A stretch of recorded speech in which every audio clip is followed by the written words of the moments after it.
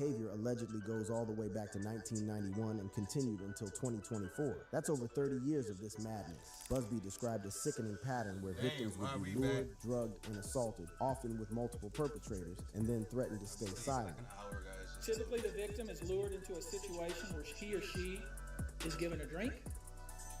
Typically, that drink, reported by these victims, is apparently laced with something. Once that drink takes effect, the perpetrators perform all kinds of sexual acts on the victims. One victim told Busby that if you refused to drink what they handed you at these parties, you'd get kicked out. That was the admission fee, drinking something that was probably drugged. Another victim, who was 26, was picked up in an SUV, given one drink, and woke up the next day with injuries and missing her underwear and shoes. A pregnant woman who wasn't even drinking alcohol still got drugged at a dinner with Diddy in Miami and woke up in his bed with injuries. The stories just keep getting worse and worse, but we're just getting started, fam. Things are changing for Diddy and it's not looking good, especially now that Cassie Ventura's role in all this is about to blow his case wide open. Cassie's testimony and the shocking video evidence. If you don't already know, Cassie was Diddy's girlfriend for years, and she's now a central figure in this trial, like deadass the main witness who could put the final nail in his designer coffin. Her 2023 civil lawsuit against Diddy, which got settled within just one day without him admitting any wrongdoing, alleged years of physical and sexual abuse that had the whole industry shook but not surprised, since mad people been whispering about his behavior for the longest time, especially in them industry circles where everybody know everybody business but nobody want to speak on it until somebody else do it first. She claimed he forced her into sexual encounters with male sex workers while he watched, filmed, and sometimes joined in, turning what was supposed to be a loving relationship into something straight out of them horror movies. But the real game changer came when CNN aired that 2016 hotel surveillance video showing Diddy straight up beating, kicking, and dragging Cassie in a Los Angeles hotel hallway, exposing the raw, unfiltered truth that had been hidden behind closed doors and NDAs for way too long. If you ain't seen it yet, it's disturbing. The type of footage that makes your stomach turn and has you wondering how somebody with all that money, power, and influence could stoop so low and act so reckless knowing there are cameras everywhere in this day and age. This footage is now admissible evidence in the trial, thanks to Judge Aaron Subramanian, who wasn't buying none of them excuses Diddy's team was throwing out to keep that video from being seen by the jury, who you know was sitting there with their jaws on the floor when that footage played in the courtroom. Here's where it gets wild. On May 9th, 2025, Diddy's lead attorney, Mark Agnifilo, made a shocking admission in court that had everybody and their mama's mouths hanging open. He admitted that Diddy engaged in domestic violence with Cassie, straight up acknowledged what we all saw with our own two eyes in that hotel footage. But here's the twist. Agnifilo claimed it was mutual with hitting on both sides due to private issues like infidelity, and tried to argue it had nothing to do with sex trafficking or racketeering, basically trying to play it off like it was just some toxic relationship drama and not part of the bigger pattern of control and abuse that prosecutors been painting throughout this whole trial. This admission left the entire courtroom shook, with reporters frantically typing away on their phones and legal analysts exchanging glances. It's a rare acknowledgement of violence from Diddy's camp, though they're clearly trying to separate it from the bigger charges that could send him up the river. Cassie's testimony is expected to be absolutely explosive. She's lived the nightmare firsthand and is ready to tell her truth, no matter how many of Diddy's goons try to intimidate her or how many social media trolls try to question her character and motives for speaking out against one of the most powerful men in the music industry. The domestic violence video already corroborates her story, and now with Diddy's lawyer admitting to the violence while trying to minimize it, like it was just a little disagreement that got out of hand. Her credibility is stronger than ever, which got Diddy looking nervous every time he walked into that courtroom with his expensive suit that can't hide how stressed he's looking these days. The trial has also sparked the wider conversation about accountability in the music industry, which has been long overdue if we're keeping it a buck with ourselves about how these industry executives be treating young artists, especially women, like they personal property instead of human beings with dignity and rights. Music executive Ty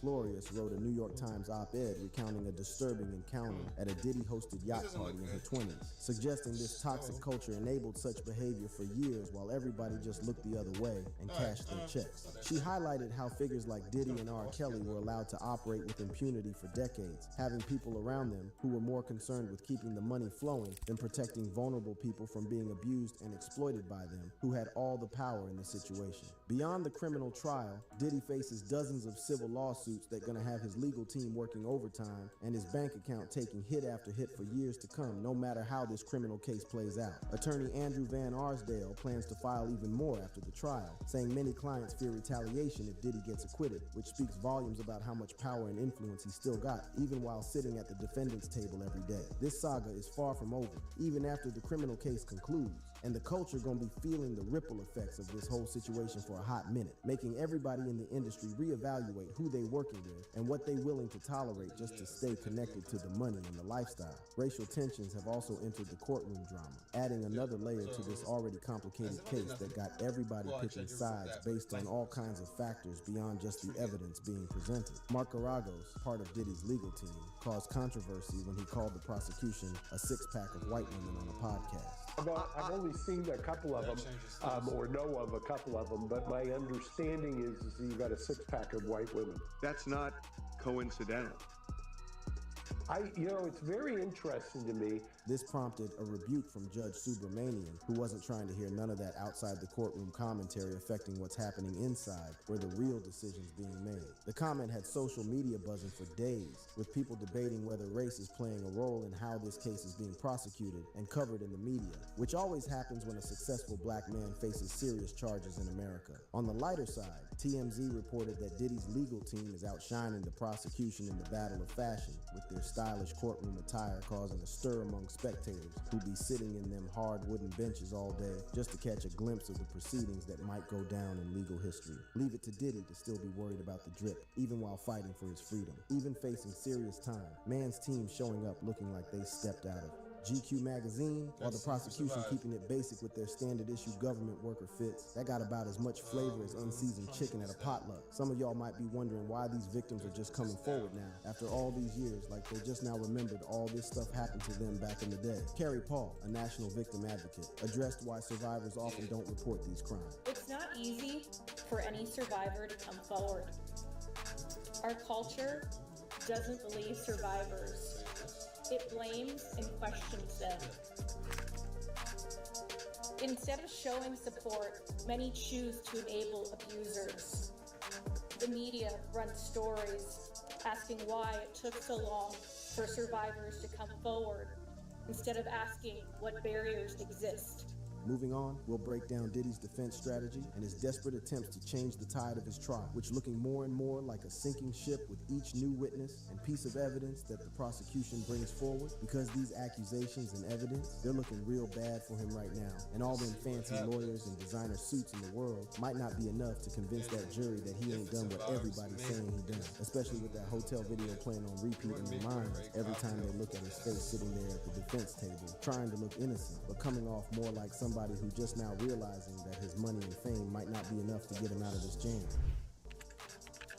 Diddy's defense and obstruction attempt. So far, Sean Diddy Combs has pleaded not guilty to all charges and rejected a plea deal just last week, a decision that has his legal advisors and industry connections absolutely beside themselves with concern, while the prosecution is basically high-fiving behind closed doors. His team seems confident in their defense, claiming that these freak-offs were actually consensual swinger activities, not exploitation, which is like, seriously, the most tone-deaf argument they could possibly make, given the overwhelming evidence and testimony suggesting otherwise from multiple alleged victims. This man is really out here trying to say all this was just some adult fun between consenting participants, as if we're all supposed to just ignore the power dynamics, the allegations of drugging people, and that horrifying hotel surveillance footage that the whole country has now seen. According to former bodyguard Gene Deal, who spilled the tea during his recent podcast appearance that went totally viral in the neighborhood Facebook groups, Diddy is making a huge mistake by not taking the plea deal that would have substantially reduced his potential sentence. And honestly, even my book club ladies who usually only discuss romance novels are saying he should have taken whatever deal was on the table rather than risk facing what could essentially be a life sentence if convicted on all counts. Because if he thinks he's going to get out of this from the federal government, he out his mind. They in the process of plea bargaining, trying to do a plea bargain session with him, and he not taking it. Diddy's legal team has even tried to dismiss one charge by claiming it disproportionately targets non-white defendants. They're playing the race card, while his lawyer Mark Garagos is out here calling the prosecution a six-pack of white women. He also described the government's use of the Intercontinental Hotel video surveillance as character assassination. They've taken that video, they meaning the prosecution, they've recast it. They've said, no, this isn't about domestic violence. This isn't about whatever was going on between the two of them. Really to my mind, is character assassination. Woo, this defense strategy When is it works, getting it messy, works. y'all. But what's really wild is That's what crazy. Diddy's been doing from inside the When it works, Metropolitan it Detention works. Center in Brooklyn, where he's been locked up since September 2024. According to federal prosecutors, this man has been engaging in a relentless scheme to Yeah, I would've corruptly kept some more. influence witness testimony. How's he doing it? The feds say he's been using other inmates' phone access codes after paying at least 8 inmates to let him use their accounts, basically throwing commissary money around. They also say he has been making three-way calls to bypass restrictions, showing that jail tech ain't no match for a desperate billionaire with connections. Diddy has also been using a service called Contact Me ASAP to facilitate unauthorized communications, being all sneaky with it, and finally instructing family members, including his adult sons, to contact potential witnesses, getting the whole family involved in this mess. During a pre-planned nationwide sweep of prison facilities, authorities seized a notebook from Diddy's cell that allegedly detailed his efforts to contact witnesses and strategize defense tactics. His lawyers tried to claim attorney-client privilege, but prosecutors maintained the search was lawful and that notebook wasn't protected by no privilege. Diddy is also accused of trying to influence public opinion from behind bars. He allegedly orchestrated a social media campaign, including a video posted by his son Justin, showing Diddy's children singing a birthday tribute to him for his 55th birthday in November 2024 that had all them suburban moms in the comments talking about prayers for the children while completely missing the point. Happy birthday to keep going, yeah.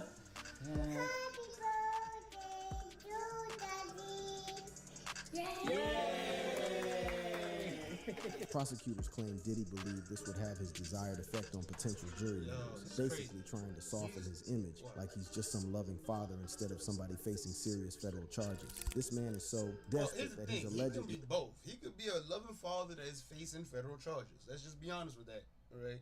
It doesn't mean he's innocent. He could be a loving father and at the same time be a terrible human being to other people.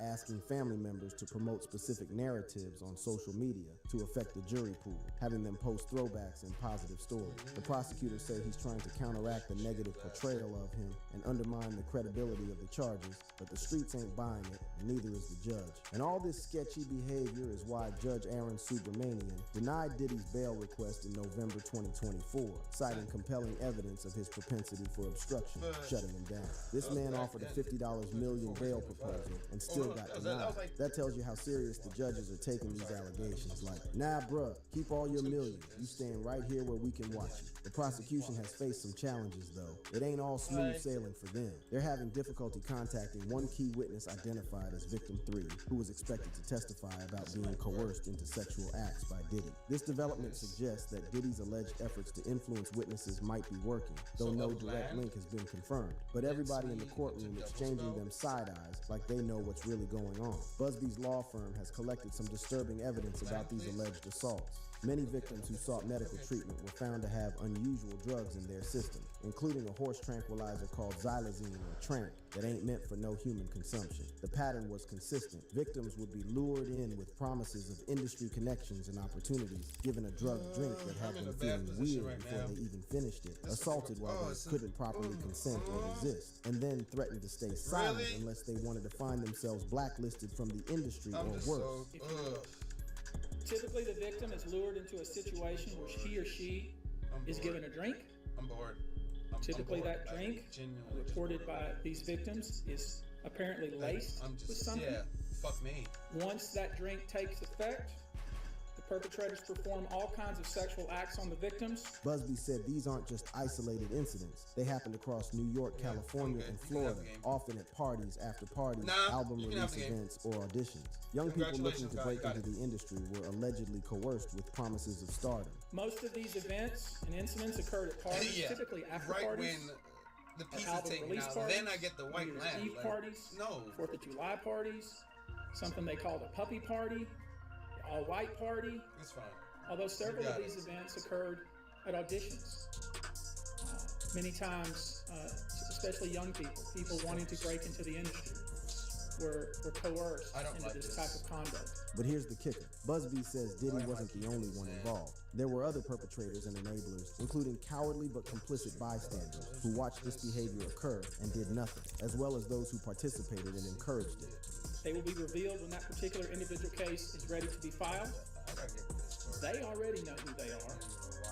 And I'm talking here about not just the cowardly but complicit bystanders. That is, those people that we know watched this behavior occur and did nothing. And I'm talking about the people that participated. These defendants won't just include individuals. Busby is also looking at corporate entities who profited. Here's the thing, though.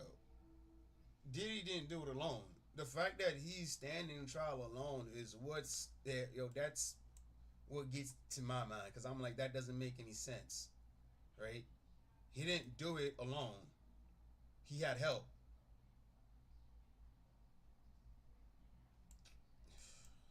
I think I'll go with this one. Yeah. He didn't do it alone. He had help. There was a whole team around him. You guys have to go after everybody. It's not right. From this behavior, including banks. And no, I am not defending Diddy or anything. I'm just saying, if you're gonna go after the people, go after everybody, because you just removed one person. Yes, a key person, but you just removed one person. What's to stop the next person from coming in and doing it again?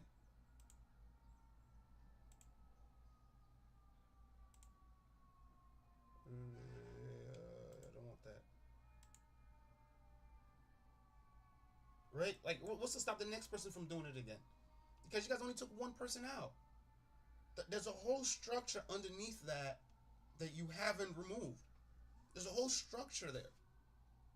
And you have to take the structures apart in order to actually dismantle the whole thing. So you're going after one person, doesn't tell me anything. Pharmaceutical companies and hotels. He believes many of these complicit parties are currently desperately searching their memories as they delete their text and data. I would imagine, as we speak here, there are a myriad of people who are very nervous. You can't hide skeletons in the closet forever.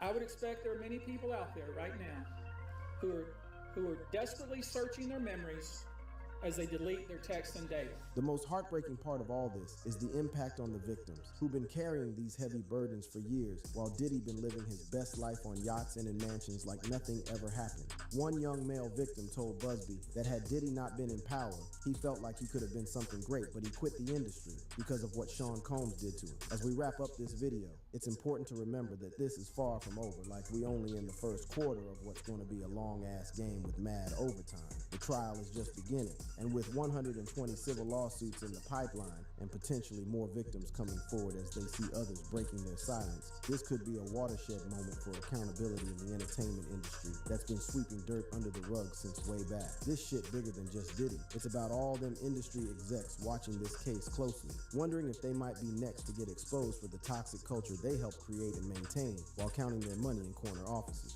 Courtney Burgess, who's known Diddy for decades, summed up his view of Diddy's transformation. I guess he was ambitious. He was then from ambitious went to doing anything. Then from doing anything to didn't care about nobody, who he could beat, and then he ended up turning to Lucifer. And today, I look at him. I know y'all call him Diddy or Puffy. I call him Lucifer. That's all for today's breakdown, fam. Make sure to like, comment, and subscribe for more updates on this case as it develops. And let me know in the comments what you think about all these allegations. Is Diddy cooked, or does he still have a chance to beat these charges? Drop your thoughts below. If you enjoyed this video, click on the cards on your screen for more content. After years of victims speaking out, Diddy is finally in jail, and it seems he may be locked up for life. The crimes he has committed for decades have suddenly caught up with him. Not only has he been accused of paying for Tupac's murder, but he may have had something to do with Michael Jackson's death. Stay tuned, because you are in for a wild ride. From publicly shooting a woman in the face to drugging and sexually assaulting a woman in the 1990s, Diddy has never seen the light of day again. Diddy finally arrested. In a shocking twist, the music industry is rocked as Sean Diddy Combs, the legendary rapper and mogul, has been arrested and charged with sex trafficking. The 54-year-old was detained at the Park Hyatt Hotel in Manhattan, leaving fans and the public in disbelief. This high-profile arrest comes amid a wave of allegations and lawsuits accusing Combs of sexual assault. The charges are serious, and the court has ordered him held without bail. On the morning of Tuesday, September 17th, the music world was shaken to its core. Sean Diddy Combs, a name synonymous with hip-hop royalty, was arrested arrested at the Park Hyatt Hotel in Manhattan. The 54-year-old music mogul, known for his larger-than-life persona and influence in the industry, was taken into custody by officers in a dramatic turn of events. The arrest took place at the luxurious Park Hyatt Hotel, a location that epitomizes the opulence and success that Diddy has enjoyed throughout his career. However, on this fateful day, the hotel became the backdrop for a scandal that would send shockwaves through the entertainment industry. Damian Williams, the U.S. Attorney for the Southern District of New York, announced that the arrest was based on a sealed indictment. While the specific charges were not immediately disclosed, the gravity of the situation was evident. With no charges attached to Diddy's name, the internet went wild with speculation. One of the crimes the internet thought Diddy had been arrested for was the assault on his ex-girlfriend, Cassie Ventura, which was caught on camera. Although Cassie and Diddy had already settled their case out of court, there was wide speculation that the video may have been used to get Diddy behind bars. The other crime that people thought could have landed Diddy behind bars. This whole... Nah, we're done with this for today. Like, it's a lot, but I need something solid if I'm going to be sitting here going up against these boom crappy ass decks. Or just the way the algorithm is moving right now. So I'm just going to see what we got here. Oh yeah, O'Shea, come on, I want to hear. When two celebrities come together, they bring the extremities of their fan bases. Let's look at Jay-Z and Beyonce. Now, Jay-Z is from the legendary Marcy Projects. He was a rapper / dope dealer. He brings that street credibility, the hardcore gangster kind of guy, the street savvy guy, as a fan to his fan base. Beyonce has a completely different audience. The Beehive, real girly women. Like, these are two different fan bases. So if these two ever got into it, Jay-Z's fans and Beyonce's fans are just different. It's not hating on Jay-Z or hating on Beyonce. Their audiences are just different. That's just how it was. But luckily, they're still married. In the case of DDG and Halle Bailey, they also have two different fan bases. DDG has a young, predominantly African-American male audience. He's a streamer and a rapper. And Halle Bailey has a fan base that's probably very similar to Beyonce, but in a younger generation. If something happens with the two of them, are we hating on black men or black women? Not really. It's just fan bases. It's how it works. But now, since Halle Bailey has filed a restraining order and has received temporary custody of Halo, DDG's son, people are trying to spin this as if this is all about black men hating black women. For May to be mental health awareness, I just think it's so ironic how this week alone has been so mentally taxing, at least for black women. But what else is new? Like every day, some of y'all get on this app and show how much y'all hate black women. And it's funny that you feel that way when some of y'all are black, have black mothers, or are black men. The audacity of y'all. Like, it's actually very weird. Like, it's so weird when a story comes out about something happening, the black woman is a liar. And there's all these think pieces about how she's not telling the truth. But what if she is? So in this instance, the presenter is saying, not everything that's about black women is lying. Like, why are we acting like black women are always lying and not telling the truth on black men? And on the other hand, you black men are just, hating on black women anyway, and mental health week, and all of these other situations that, for many of us, we don't think it has anything to do with the topic. But she continues. And regarding this whole DDG situation, y'all, social media is not a real place. I don't care how present you see somebody on social media, it's social media. I can post 10 videos a day, and whatever I post is what I want you to see. We don't know what happened, and I'm not saying he did it. I'm not saying he didn't do it. Stop being so quick to say a black woman is lying. And she isn't the only one.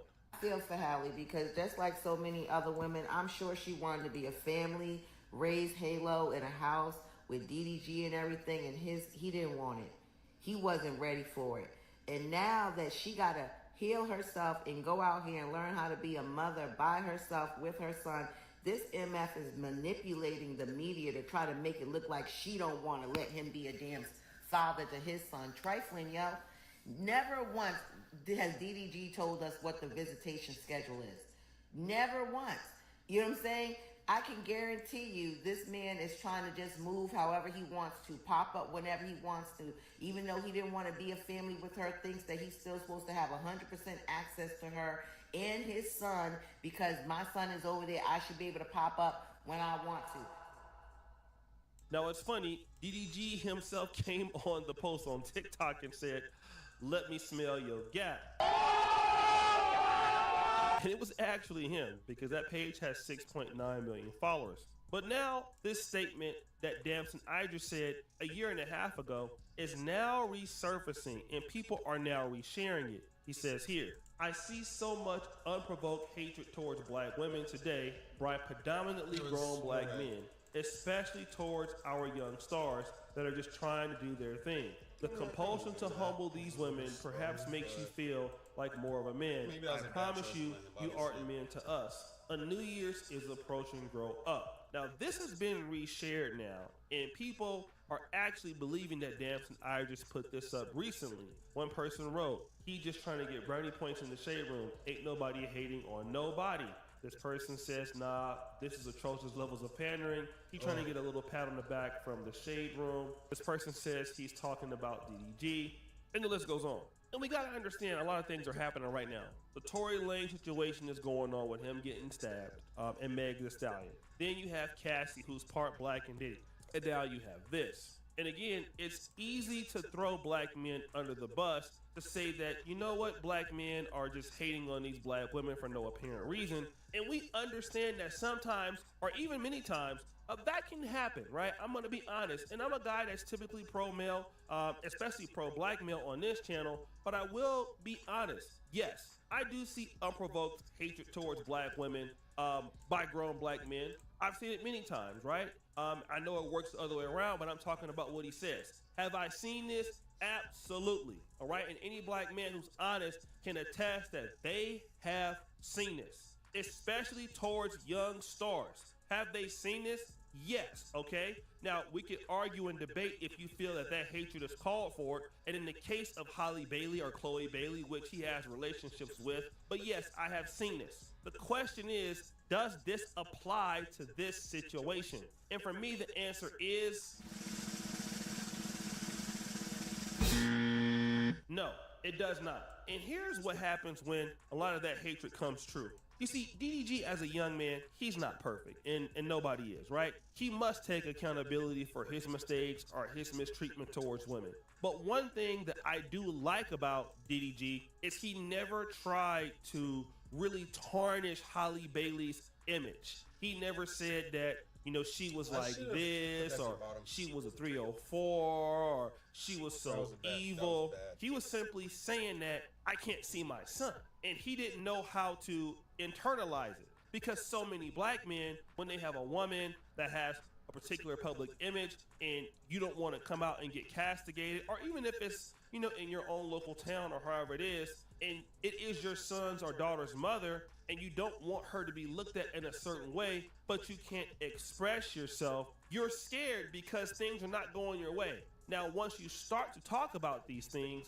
and then you get pretty much demonized for it, and let's say, for example, somebody is lying on you, and lying on black men does happen, because we know that women feel, or some women feel, like they can get away with it. And so a lot of these black men, when they want to internalize their pain or talk about it, they're automatically shut up, okay? And then so if they don't say nothing is down bad, if they do say something is down bad, and then we want to talk about this hatred that sometimes black men may have towards their situations, towards their baby moms, or towards black women, in this way, it has in some level been festered by the neglect of black men in their situation. I'm not excusing it. It's still not an excuse, but it is something that can happen. And the reality is, when it comes to DDG and these allegations that he hit her, and I understand, like, hey, she was granted a protective order, and there's some things that basically are against a young man. But if this was the case, in my honest opinion,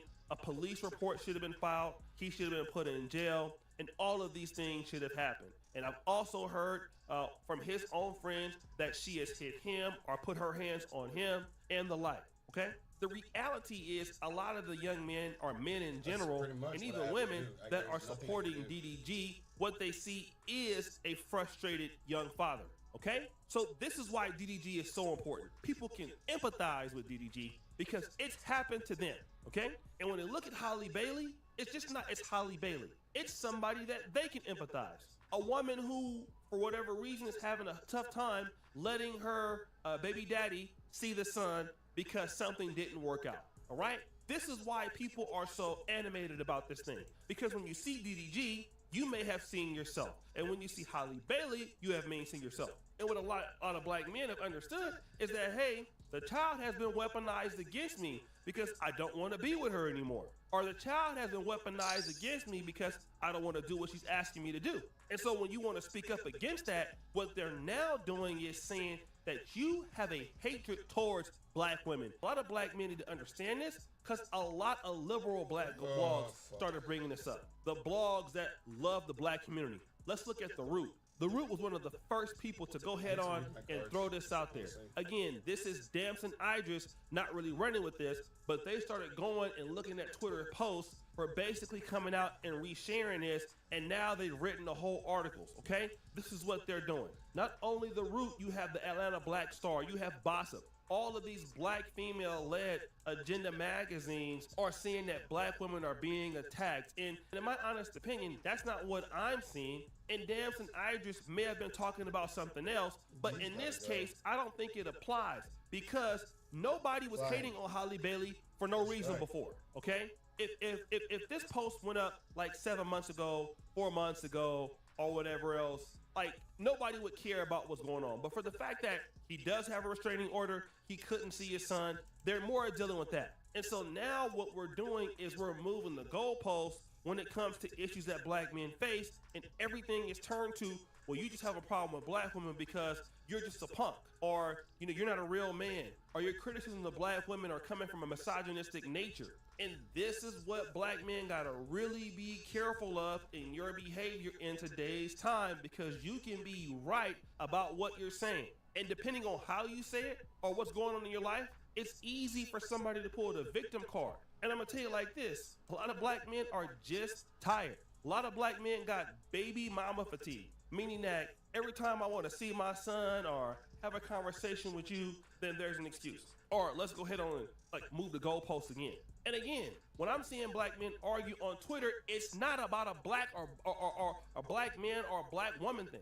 This is what I see a lot of black women doing, trying to make it that. Because either this is their defense mechanism, or we are refusing to discuss the problems that are happening in the system. And so what this does, this even brings black men and black women further apart. And I mean, when you look at a lot of these guys saying that I don't want to be in relationships anymore, or I don't want to date or marry women anymore, I just want to go ahead on and clap cheeks, or I want to go to another country and do it. Well, when you have this situation where everything is always a victim party or victimizing everything you do, then how are these black men going to look at it? They're going to put themselves in situations where they don't have to encounter that. And then these same women will sit back and say, these black men don't want to date nobody, they're weak, they're sorry, and all of this. And it's like, okay, well, is it that you want these black men to take accountability and then you don't? Or what is it at this point? And I just think that it's just a reach. Like, this is a reach. Even when I'm on X and I'm seeing these conversations, I'm just seeing people talking about the fact that Holly Bailey is lying, or DDG is abusive, or vice versa. But neither of this is a black female, black male conversation. It's another way to pull the divide out there and to cause drama and to give Holly Bailey a pass to do whatever she's doing, which I think is sick. If she's wrong, okay, she's wrong. And if he's wrong, then he's wrong. But this is not a black man hating a black woman thing. This is an American thing too. A lot of white guys see this happening. Anybody in America, this happens to you. So guys, what do you think? It's your boy O'Shea Dick Jackson, back at it again with another episode of The Celebrity Junk. I appreciate you for all that you do. Subscribe to the bell. We're out.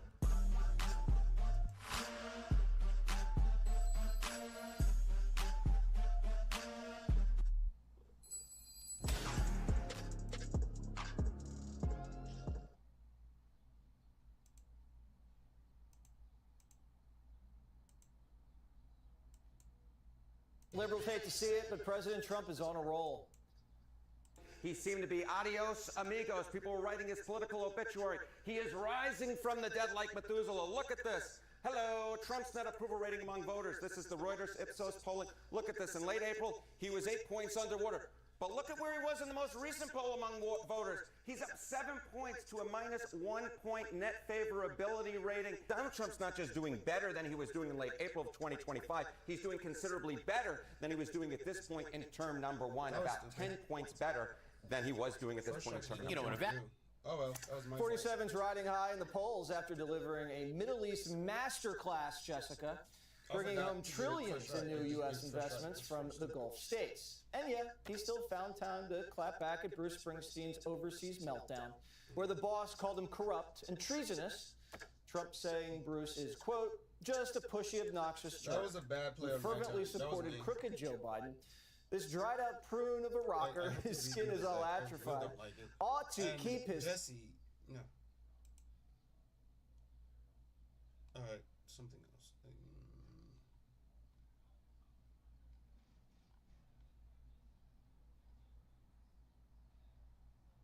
That was really bad on my part. First strike. Jeez, Lord have mercy. I don't know what the hell was that. No, I have to redo this deck. I don't like the way this thing flows. I don't like anything about it. I just picked it up again and all right, let's figure this out.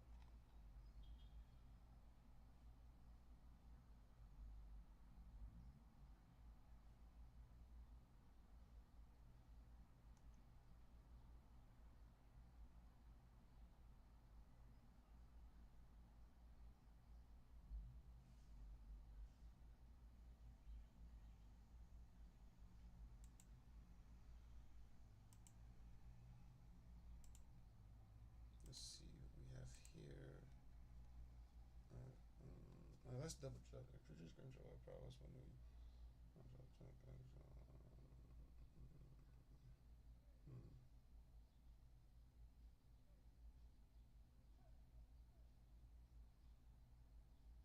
Okay, let's try this.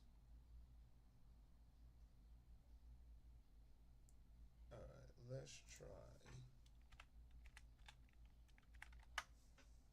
Alright, so let's try with these guys, right? We want 1, 2, 3, and 4. And you also, yes. Now where's the you here that I actually do like? You. There you go. We're trying to speed you up a little bit. I don't like that. It's cool. No, no, no. Yes, it's good. No, we're not doing that. Let's cut it down. Yeah, you're good. Okay. Let's see this. What is? Okay, we're at 2 point that. Okay. Now what I want is.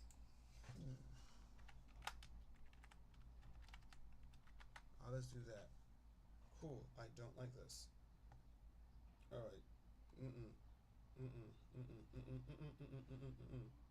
I don't like this. I don't like this. I don't like that. Alright, so that's what we're going to do. Let's go here. Just that. Yeah, let's see all those. Actually, there are a few that I did come here early. I didn't see anything I really like. But I do like the idea of this. Well, no, I don't think I can cast it from the graveyard.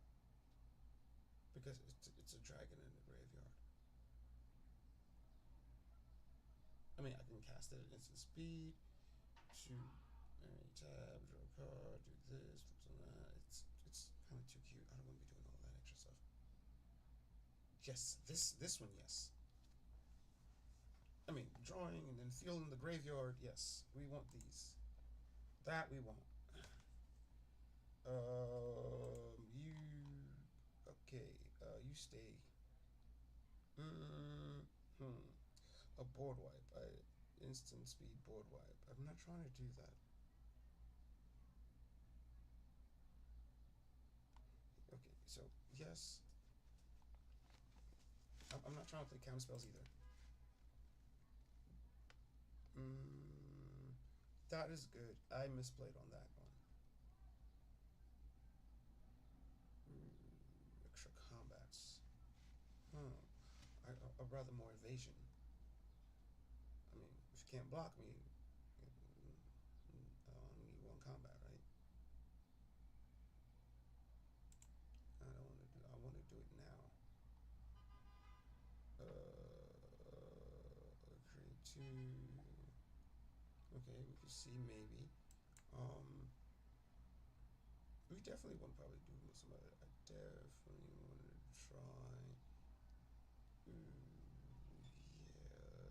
I'm not doing that. We're not slowing people down. I'm not trying to slow you down. It's not interesting.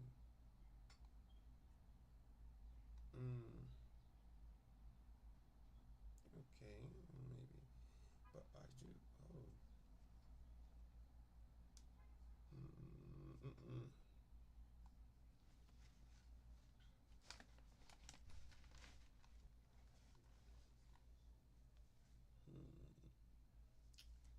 Alright, let's see what we have. Reset, just give me these from here. Let's just stick to those first. Ugh. Okay, we don't have many. And he's gonna go to my graveyard.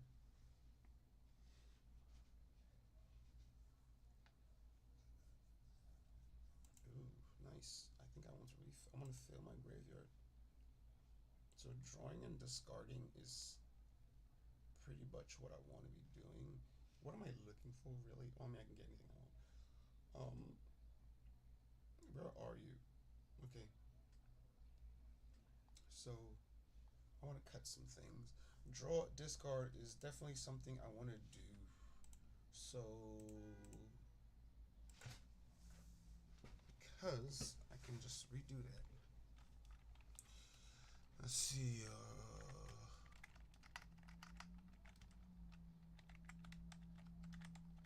All right. So all right.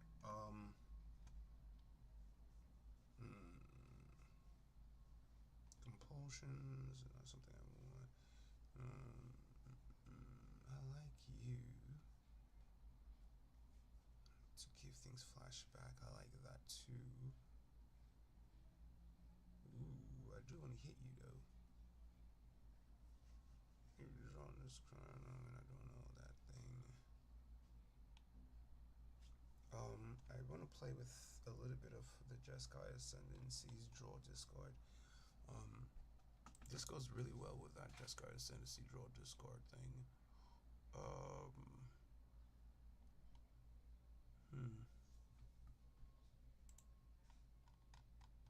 Cool. I like these. I like these. I like this. Oh yeah, I like this. Okay, yeah, I like that. The harmonizing works really well with that. Okay.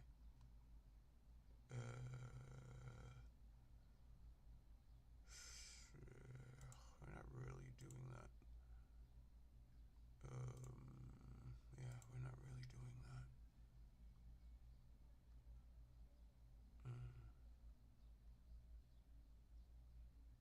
Yes, I like that better.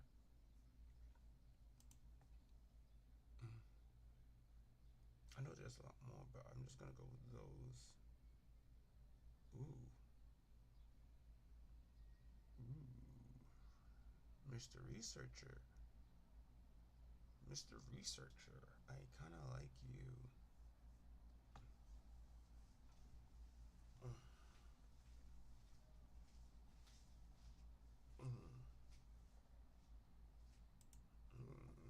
Okay. I know I took you out, but I put you back in because now.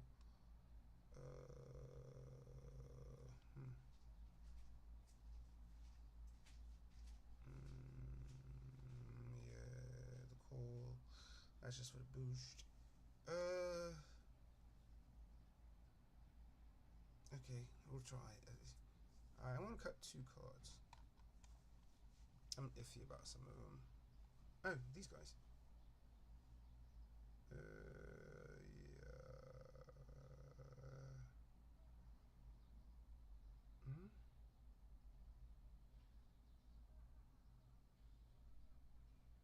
Oh, that's much better.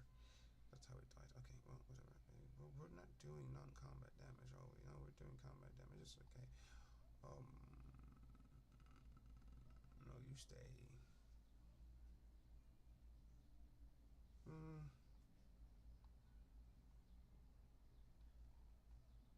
Okay, let's see. Yeah, goodbye. I know, I want to minimize. I know, I do add a couple of, but I just don't like using those, I don't like using these cards. This one, I'm just using it because I'm a hypocrite on this part. I guess that's what it is, right? Yeah. Just gonna leave this one the way it is. Okay, we gotta cut one more though. This is something I'm testing out to see if it'd be pretty good. Because to mobilize one and get powers for each creature you control and get the boost from Narset, pretty good. Alright, but the other ones is just because it's a mobilized card and it just creates dudes, but it does work well with the Ocelot Pride and but we don't gain life. Let's see how much life we gain.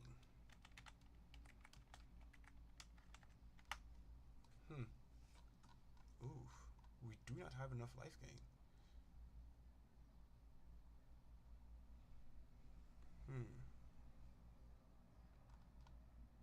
That's not good.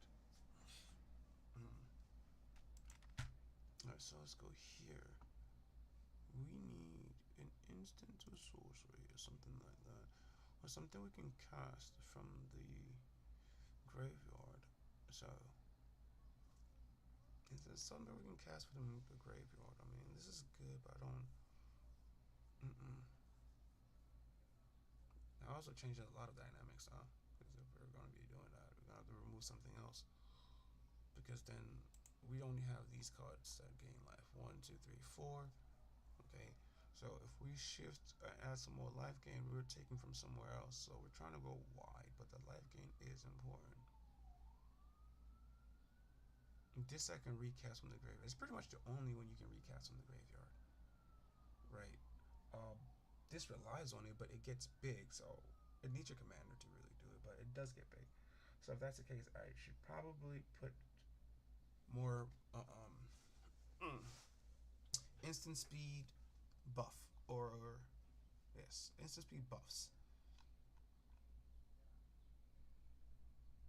to buffs and protections, right? So if I do like brave the elements, let's see. Yeah, this one. This one's pretty good. Let me see how many. Alright, 28. How many of them are creatures? How many white creatures do I have? That would have been nice to have a breakdown of that. Because if you're looking at this right now. Well, okay. Yes, my commander is safe. A couple of my tokens are white, right? Like, this one's good. Johnny's safe. Ocelot's safe. A good majority of them. Jason won't be safe, but I mean, whatever.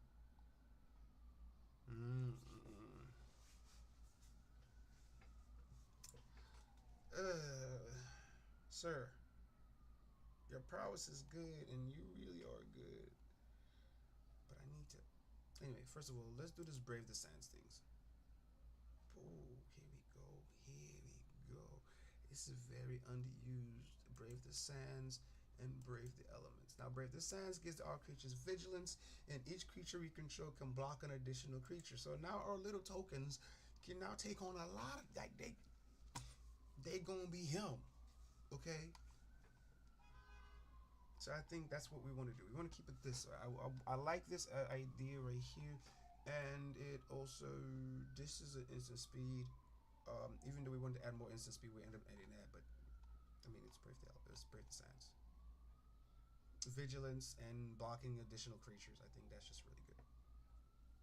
And we can also cast it from the graveyard again, and we can cast it from the graveyard. Even though not exactly what we're going for, but we can cast it from the graveyard. So that's good.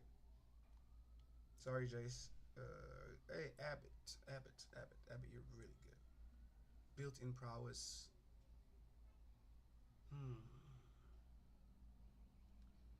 Built-in card advantage, I guess. because you get to draw a card. You don't really. It's temporary. You get to draw the card. You can play that turn. I don't know. I wish it was like a surveil or draw discard. I would rather a draw discard over the exile, because if it's in my graveyard, I can actually recast it, as opposed to if it's in exile, I can't go back and cast it again. So, let's see. I can't spell for shots. Alright, so, and then we also want things with, say, now let's see. Aha! Boom, I like this one. Hello, sir, we forgot about you. Oh, obviously it's pretty good. We're playing that. And, prowess, haste, whenever this guy's faced, dang it. But yeah, prowess and haste, which it's pretty good. But is it better than Abbot of Carrow Keep good? First of all, this guy's good. We're casting from wherever he is. But this is just so good. Is it though? Or you just like it? So Fugitive Codebreaker, let's see. It's a 2/1 with haste and prowess. Disguise 5. This cost is reduced by 1 for each instant sorcery card in your graveyard. Oh, okay, so yeah, this guy's good. Whenever it's faced up, you discard your hand, then draw 3 cards. Yeah. It's okay. Because my graveyard it's filling my graveyard.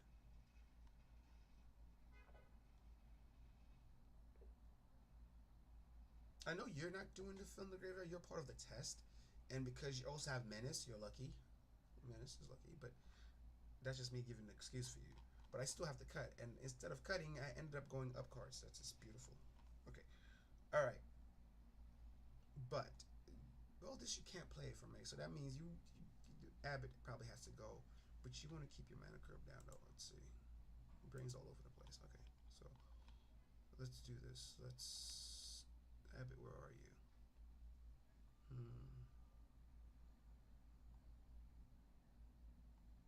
But that's still card advantage. You are a pet deck.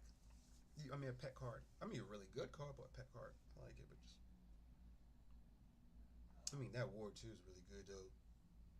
But, I mean, if that's the case, you might as well just put in, the enchantment from, Lord of the Rings. 2-drop. Gives them Ward 1, but it gives everything Ward 1.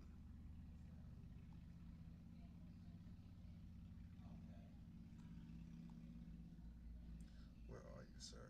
I know you're here. There you are. I like it, but not gonna lie, I keep being impressed by this guy, but this is 3. I think I want to keep my CMC at 3 minimum. It's just better. It gives me a higher chance of hitting everything. I mean, that's the idea behind it, right? So if these guys have to be really good.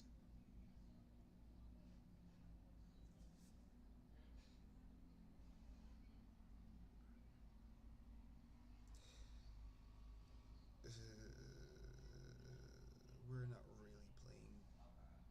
Okay, we're playing 30-some creatures. 36 creatures. God dang. Okay, something's got to give. I think I go down in creatures. Reason being that we're adding these creatures that create other creatures, and even though they might be temporary, we're really just trying to rush and bum rush them. So, yeah. But the Valkyrie is a bit high. That's if we get to like the late game. Alright, we get into the late game whenever a non-token, but I mean, it comes in, makes it bigger. Non-token, non-angel. It becomes an angel, so you can't do it again. So it's kind of like a. I want to cut it because I think it's too much. The CMC is too high. It's only 5. I know. I get it. But we also did cut Treasure Cruise. Even though Treasure Cruise is a 1 CMC card, and you can just put it back in and then keep the Treasure Cruise.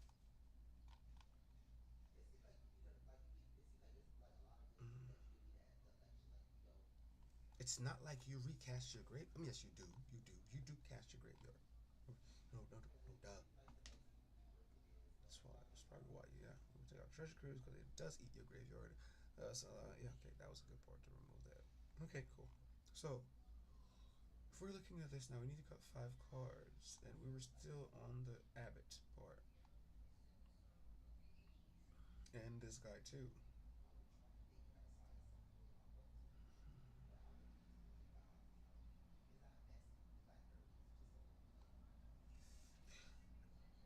For 3 mana and 2 life, transform this thing.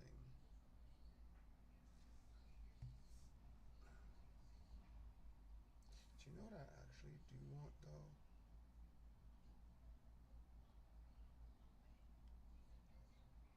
Yeah, let's do that. Alright, we're doing this. Where are you? And then you, just because you have flying, that's why you're staying. That's fine. We don't worry about that. Let's see. Yeah. Surf. You are just something I want to test out.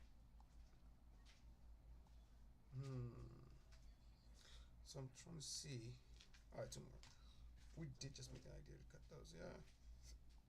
Vigilance, mobilize 3, but it's going to. No. Yeah, but you're relying on your commander too much. Is it good on its own on an empty board field?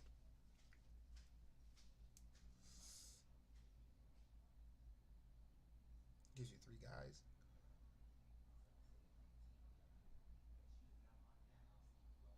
They die. So what do you do when your guys die?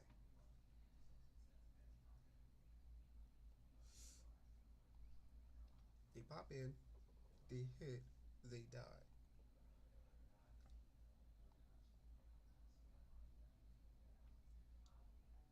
How is that benefiting you?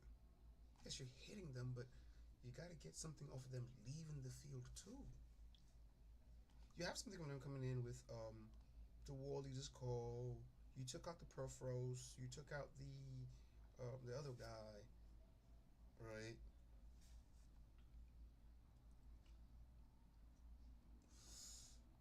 So we're just switching in and out. Yeah. I like this for the flying, the haste, and the prowess. It's just good.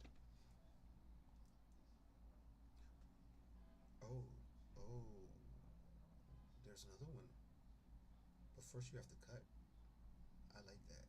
Okay, so let's cut. And then we can go with that one. But keep that in your back of your mind. The other one that does the same thing where you draw and discard.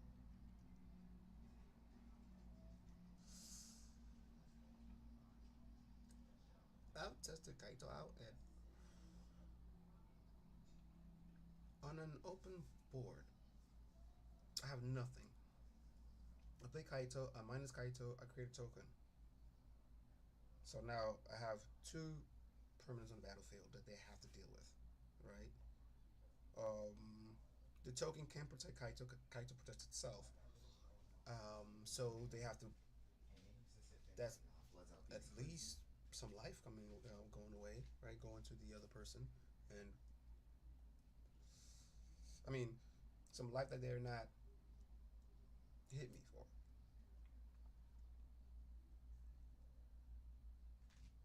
So that's why Kaito's staying, right? You're staying because you're a land, and you're also a spell. I can cast you. I can play you for a land, or discard you to one of the spells for a benefit, and then just recast you again to pop something up to your hand. So pretty versatile. On an empty board, I draw a land, or at least I draw something to bounce something back. So on an empty board, it's pretty good. The floor, pretty good. Ceiling, you return something to the hand, remove a blocker, hit them in the face, remove a temporary stasis or something, hit them to the face, and then goes to the graveyard. You can do it again. if your commander's out, if there's anything else that lets you cast things from the graveyard, which you don't have, which you probably should do things that gives you flashback. But yes, if you do that, you still have to cut though. You're at 104, so, and only 36 lands, and you're banking off the fact that you have the dual lands, right? I mean these modal cards. Yes.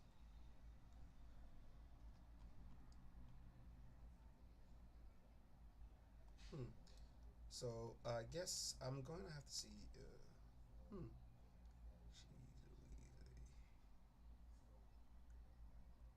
You are the one that brought the conversation up about replacing the mobilized things. We know why you're here. At your at your floor, you're pretty good. Your floor is good. Okay, empty board.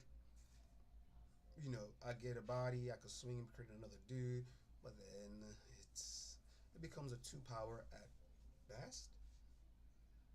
In that sense, swing it as a 2-power, mobilize 1, easily chumped.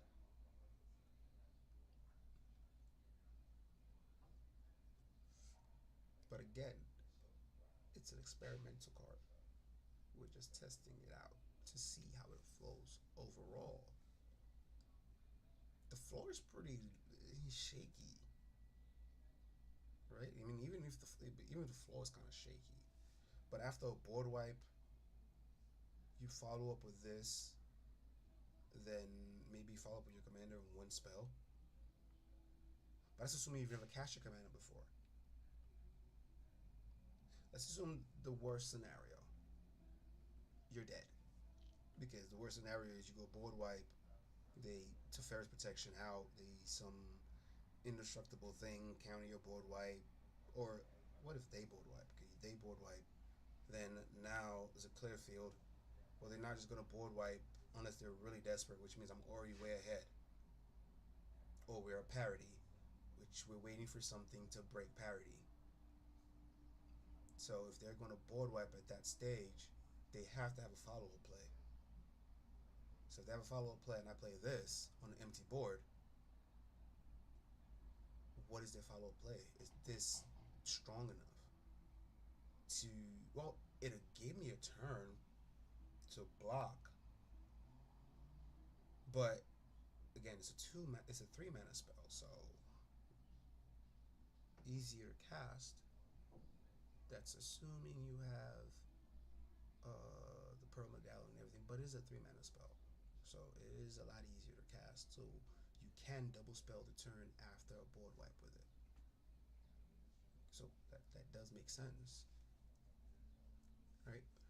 All right. Let's put this over here. I don't like doing that. I like to no. Let's leave it right there. Keep it back ahead. I don't like doing that. It is a maybe card. Again, it's an experimental card. Okay.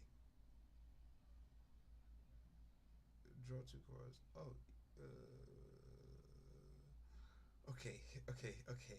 Gamble. Whew. Am I trying to gamble that much? Because I might as well just replace it with a land.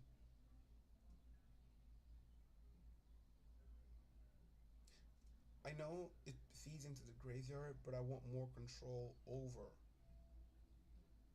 what I'm getting rid of.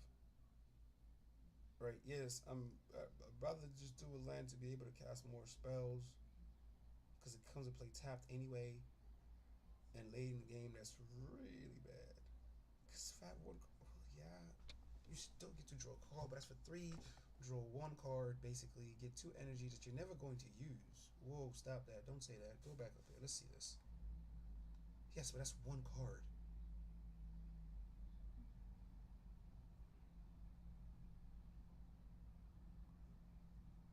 That's 1 card that uses energy. So yes, it synergizes with 1 thing. That's, okay. It's a bomb, dude. I'm not saying it's not good, but it's 1 synergy. And I just think we can do so much better with that in this. If I'm going to take the thought, I might as well just put a land in there. Because having the land outweighs that. Oh, good. You have the card in your hand, but you can't cast it. You get a cycling land. Then. You still get to discard and then draw. Right? Yeah, I get to discard and draw. It's a tapped land, but it's late in the game. If you're drawing a land, yeah, it happens, but I'd rather that.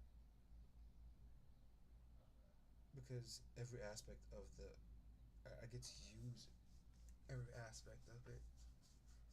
But then discarding that part,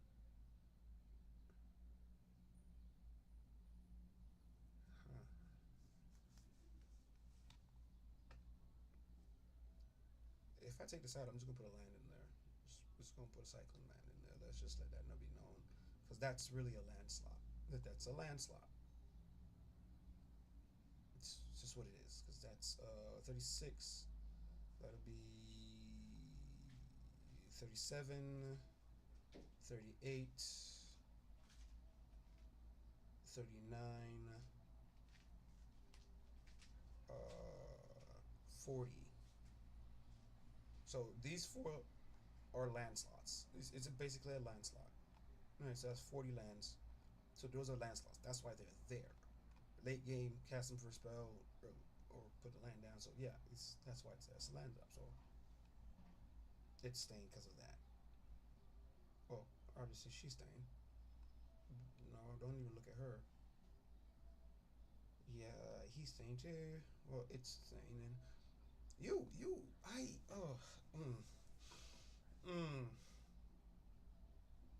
I like this card. I do. And the fact that it gives lifelink to the tokens. But you're waiting a whole turn for it though, right? It's a 3-drop, yes, but you're waiting a whole turn. It doesn't do anything the turn it comes in. You have to wait a whole turn. War Leader's Call, yes, I agree. War Leader's Call is the same thing. It does the same thing. You still have to wait a whole turn. But not really, because if you put this on a board with a creature on it, with one creature, just one creature on it, that's good. The creature gets buffed, alright? You play this by itself, you cast anything, put a creature on it, boom. It does something right then and there, alright? There is no way to make this do something the turn you play it. Okay, frick, I hate you. Okay, cool. That's the fact. There's no way to make this thing do anything the turn you play it, unless you're playing at some instant speed, and we don't have that, and we're not going to shift the build just to get to that. Alright, so yes, that's a notch against this. I don't like the card. I absolutely love this card. But I find it to be kind of slow.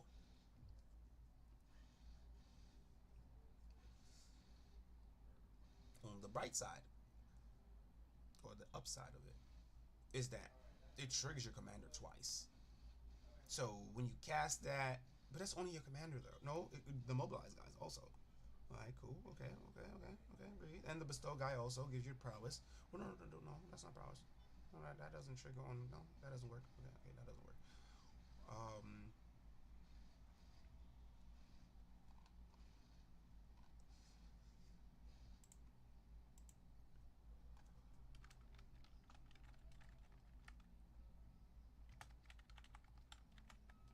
Let's see this. Yes. Not much.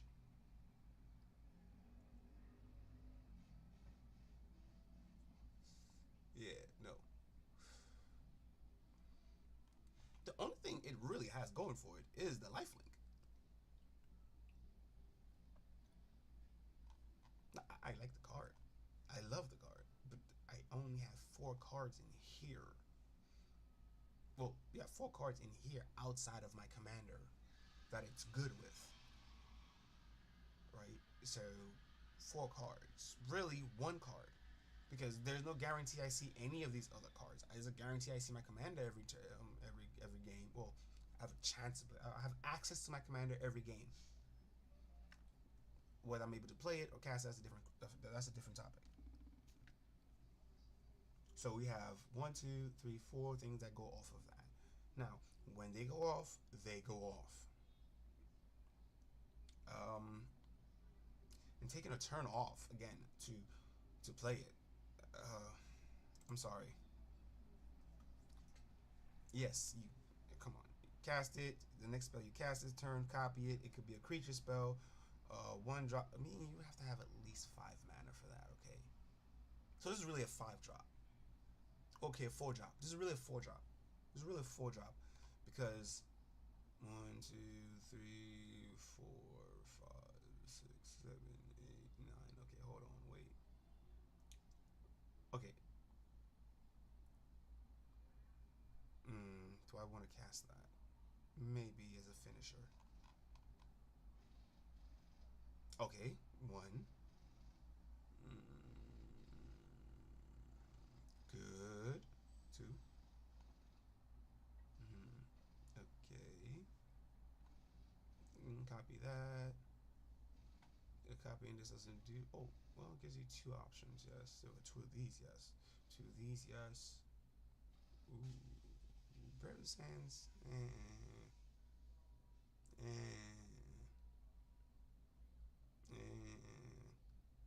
It's legendary rule. Yeah, it's not gonna work. Oh, okay, that's pretty good.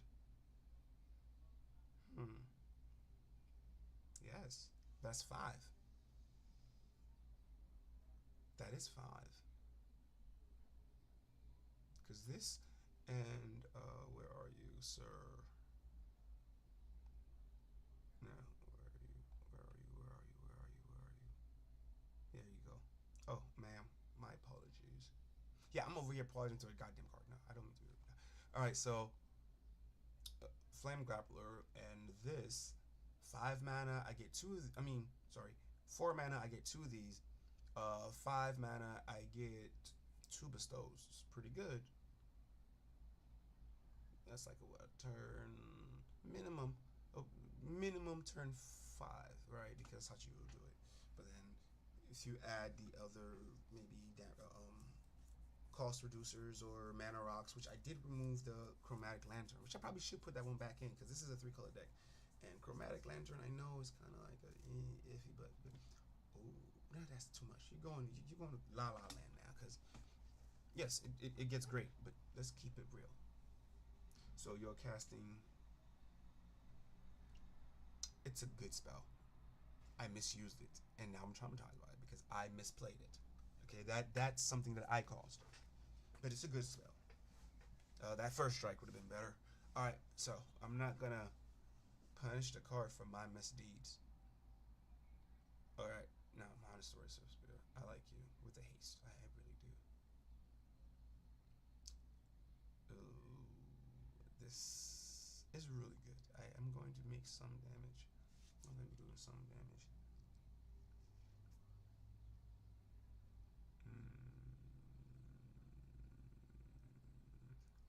Okay, that's not bad. Okay, it's a removal spell also, and it's also one of the experimental cards.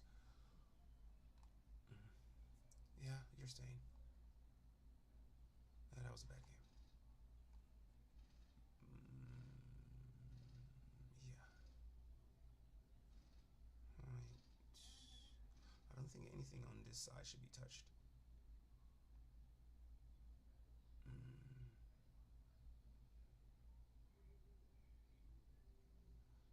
No, I like this for the Ugin decks. If I can get this out and at least cast 1 or 2 spells and end up with a soldier that is a colorless, it's better.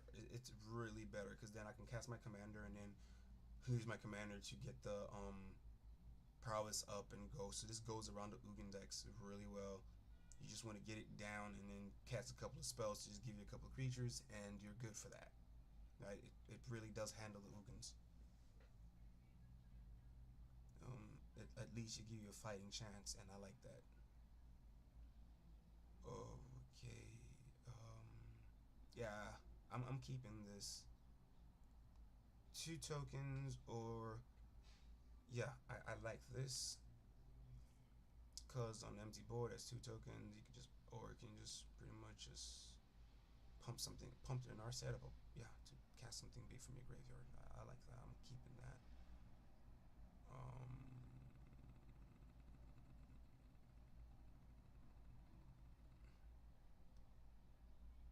I do realize I am missing a board wipe.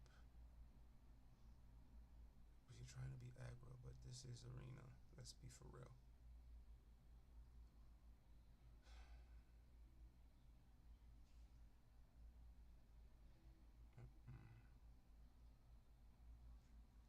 we're going to test it out. Your creatures are going to die regardless because they're small. Well, they start off small and then you have to cast a spell to make them bigger, which is good. And they might just die, but bringing them back with flying and with that evasion and that extra +1/+1 counter, including your commander, can be very devastating. But it's again on an empty board. There's also board wipe protection. They have to remove it before they remove everything else. Okay, Time Warp. I don't want Time Warp because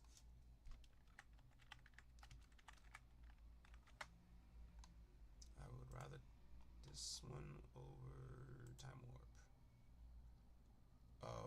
Target. See the target.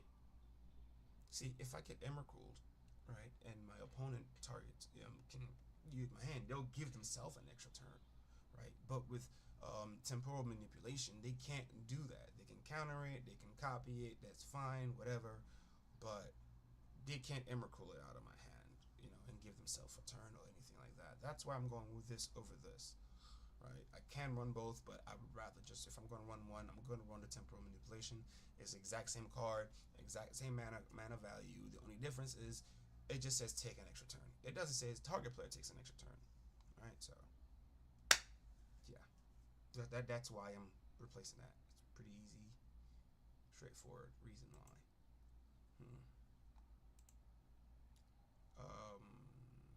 That would not help me. Okay, let's take a look at you real quick. Ikanjao. I rarely ever use you, to be honest. And I think, yeah, that's fine. Island, do I even have one? A forest or a mountain? Holy crap. Yeah, this is, no, don't like it, no bueno. No bueno, too many activations, they do too much. I want to keep that to a minimum, right? It's good. There's too many utilities. Because it's still resource intensive, right? Yes, they do provide resources, but they also do require resources, and I want to minimize the amount of lands that do that. And those top ones, I honestly would probably prefer a basic to those. I really do.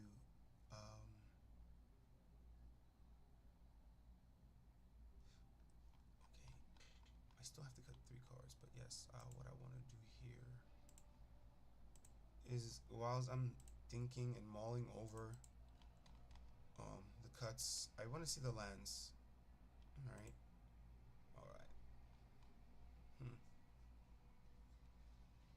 Now this I like, right? It's a land that's a creature. Okay, I like this over Iganjo.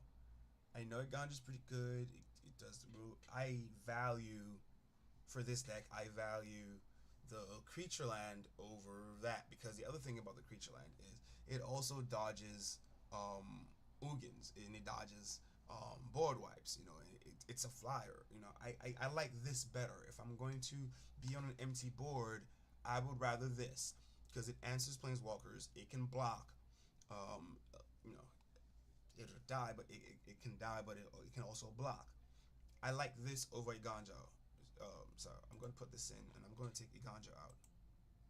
I value the creature land over the removal land. Well, in this case, this particular, because it's 4 damage, whatever. I prefer the cave over that. Again, if I'm looking here, I will value the castle at Ardenvale. Again, creating a creature, sorcery speed, yes, but it can put something back. Well, it's not even sorcery speed, it's instant speed. So you can actually do this at the end of their turn. I value it more. So if I'm going to do a cast on Ardenvale, okay. So I'm not gonna cut that land. like Castle Ardenvale better. I like Castle Ardenvale better. But I might not put it. I might just have space for one of these, or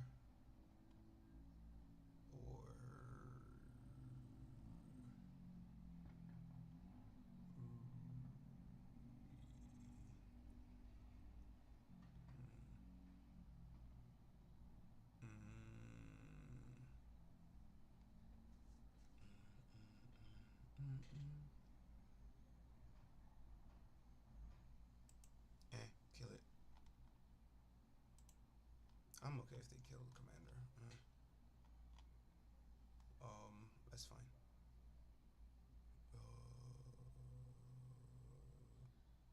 This is another one I would prefer over that. Okay. Oh, hello. Oh.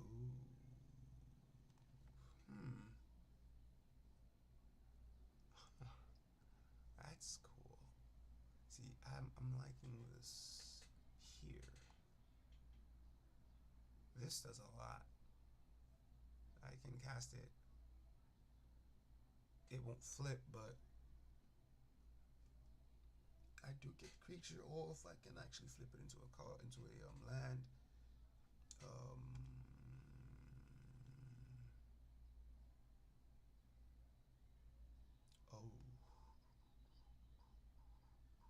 Yeah, that's why.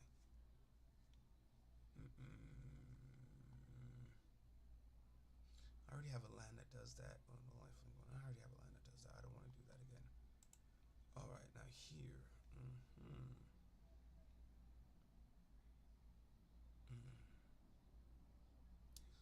Again, Otawara, another one that I don't like. I like this better. It's just a 7/7 blue giant with freaking ward 3, and then I'm just saying, like, can you imagine this thing prowess? I mean, this is way ahead, but I'm keeping Otawara just because it does help. So Otawara is safe.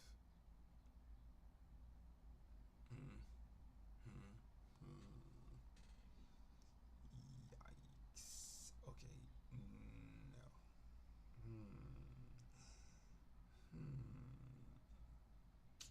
Nope. We're gonna leave it at that.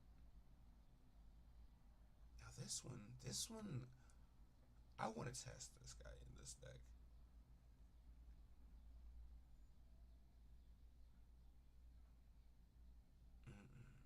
Cast something, yes, rebound, but you have to wait till next. I don't think for this deck, or not yet. This I actually do like this one, but let's just leave it at that and scoot over to these guys. Hello, my pretty titties.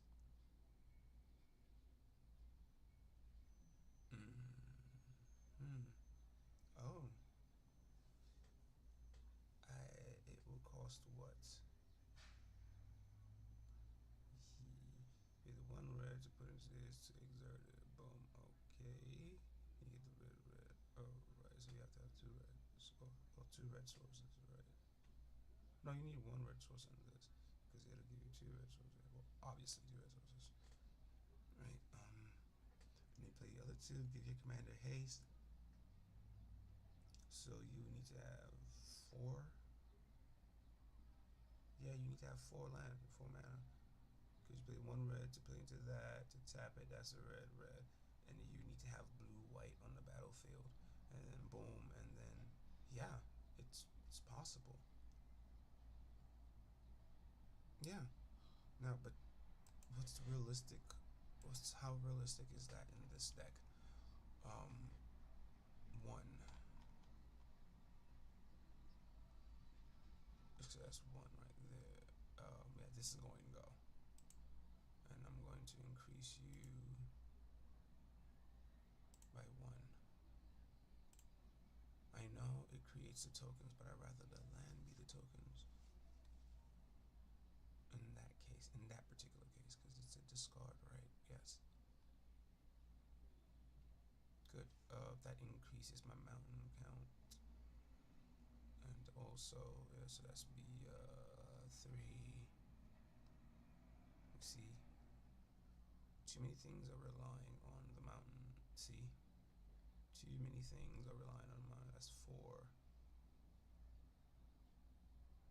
Yeah, I don't like the idea of that. So, that's 5. What I'm gonna do is no, cancel. Sorry. What I need. Well, I'll put that in. I was going to take something out. All right. No, Arena of Glory's. Yes, it's staying. I took that out to replace it with that. Yeah, I knew that. You know what? It's okay. I'm gonna do a random cut, and I'm gonna cut from. No, I'm okay with the land staying.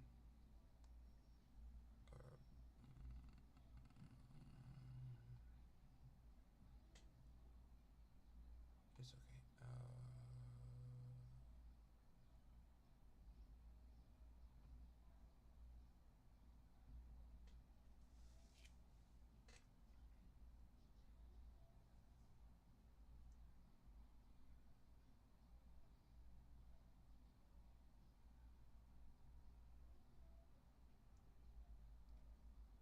Okay, no, I'm not doing all that extra stuff.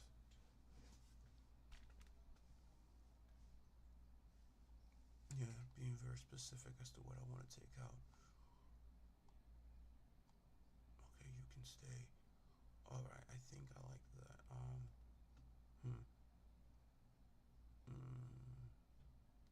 Yeah, we're not doing that. You're good, but that's not what we want to do. We're trying to get you dead before you realize what's going on. Yeah, I know. So, I think what we do next, I'm trying to figure this out. Probably think a little bit more. I like this one just because of the harmonize, and when you cast a spell, it works really well with the prowess. It gets bigger, it makes it easier to tap something like one of the tokens or whatever that come in. Yeah, I'll leave this for now. I like the way it is. It's a flashback spell, which is something we were trying to do anyway. So we increased. Okay, so our average CMC is 2.6, pretty good. Land count 37. I think that's pretty good for 2.6. Okay. It's gonna go down because we're gonna cut 2 more cards. All right. This is gonna hurt.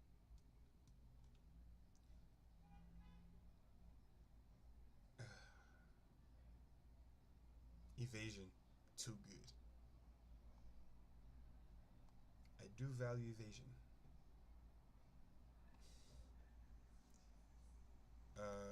Okay, I would do that. Because I did put a land in there. It's okay.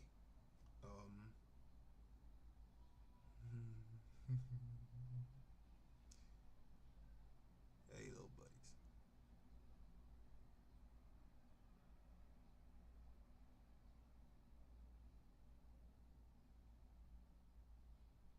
Okay.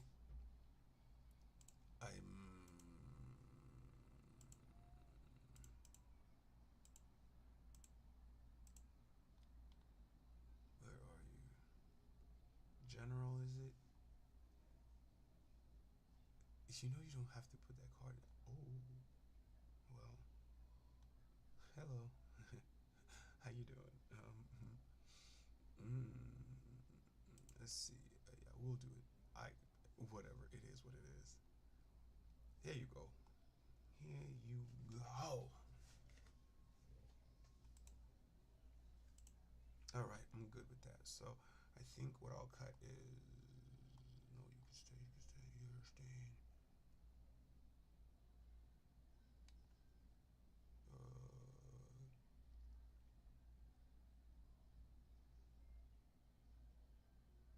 Alright, I'll take 1. I know it's experimental, but in here I think I'll rather have that one. And I will cut.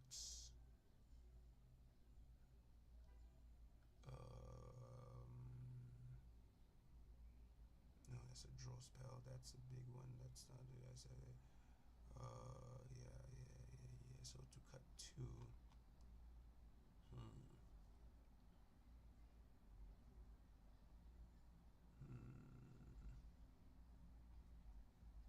Let me see something. Ooh, yeah. Good. Okay. Not good. Not good.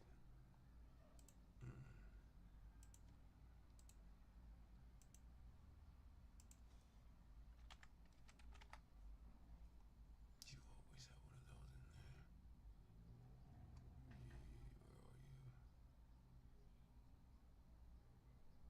Oh my God. Okay, this is gonna get a lot harder than I thought because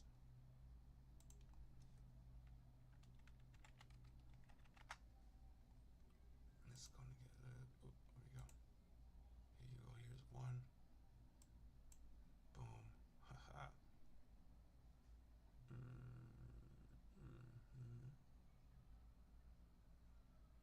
Because then if I go here,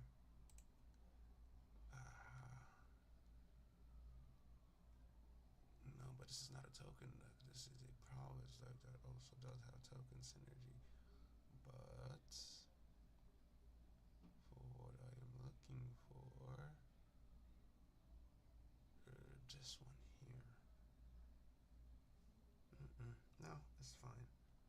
Yeah, that's it. That's all I needed. I don't think I wanted anything else for that. Okay, cool. Oh, so we gotta cut again. We are going to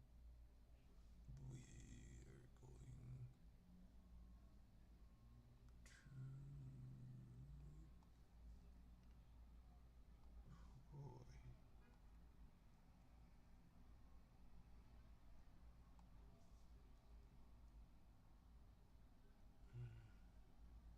Yes, it's tight. Pause. Alright. Everything in here is good. We just have to cut some cards that are going to be really good.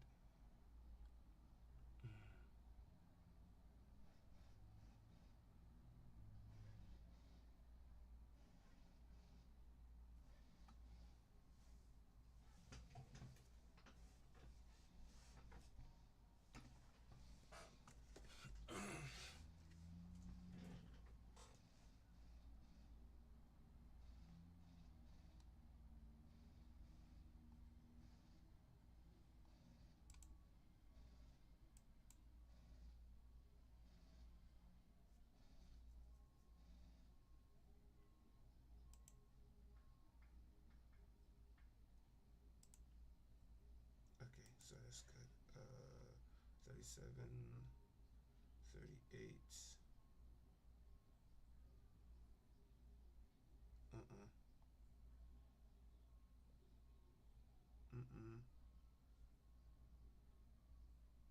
39. I'm okay with 39.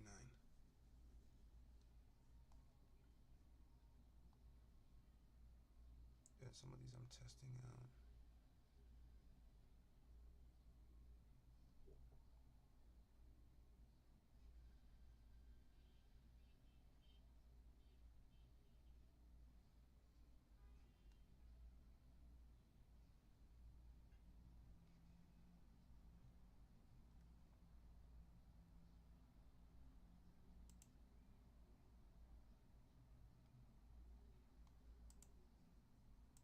Too many creatures, too many creatures, too many creatures, too many creatures, too many creatures, too many creatures.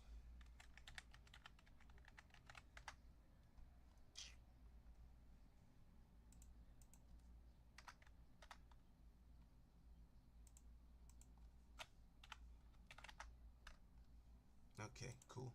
Too many creatures. Too many creatures. Okay, whenever this creature is combat damage to a player, you gain 1 life or you draw a card. You can go. Okay. Too many creatures.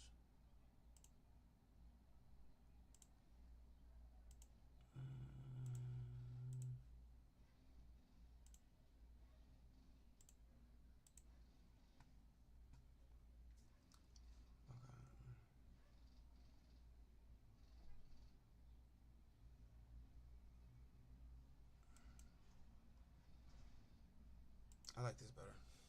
All right. Let's test that out. Let's see how that goes. I don't expect it to be perfect, but I actually do like the way it's looking right now. Ooh-wee.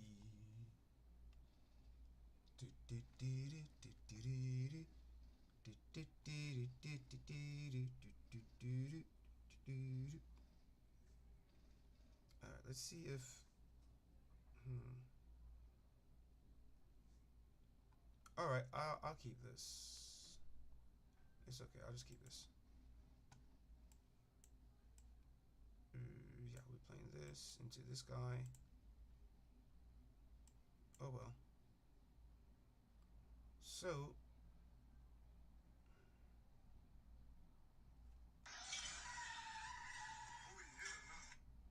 alright, so what I want to do now is I'm gonna go you, for you, into you.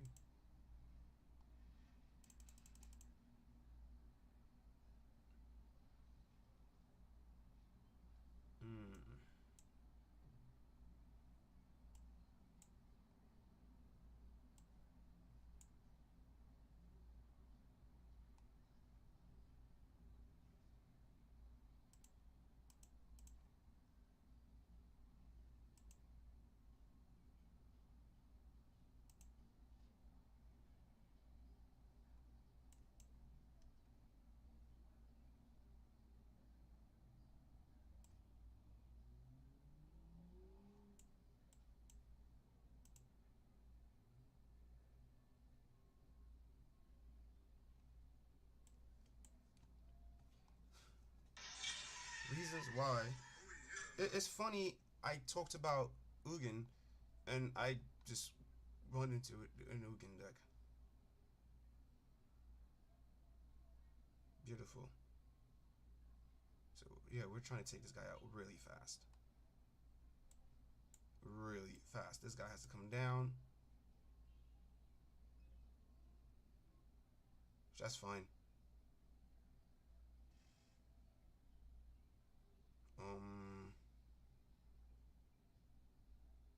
I think we go here. Play this. Swing that out. Now, good.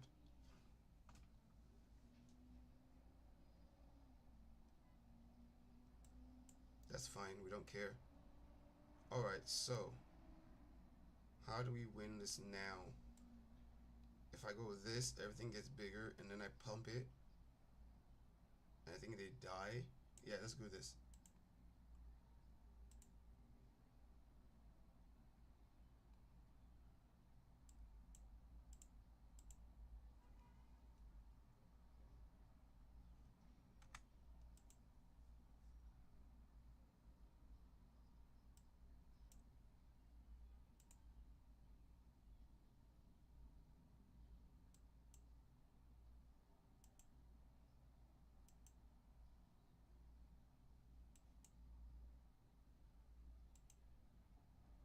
Yep, that's it. That worked. That's exactly what we wanted to do. That is exactly what we wanted to do. That's what we wanted. That's how we want the deck to play. Just like that. Now that's crazy. Get the commander out. And yes, because now when you swing, you let everything has prowess, pop on everything. Then you cast on. I get to cast this from the command zone. Whenever this enters, draw a card. So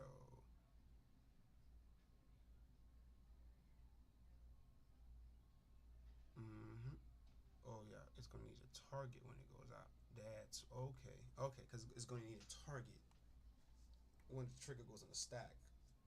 So yeah, I would have missed it. Well, I would have had to. No, because when everything happened, with all the trigger on the stack, when Narset goes to resolve, I could have targeted with this first. Well, no, because on attack, the trigger requires a target. So when you attack, the trigger required a target. Because that's what just happened. Because it didn't give you an option to cast the instant.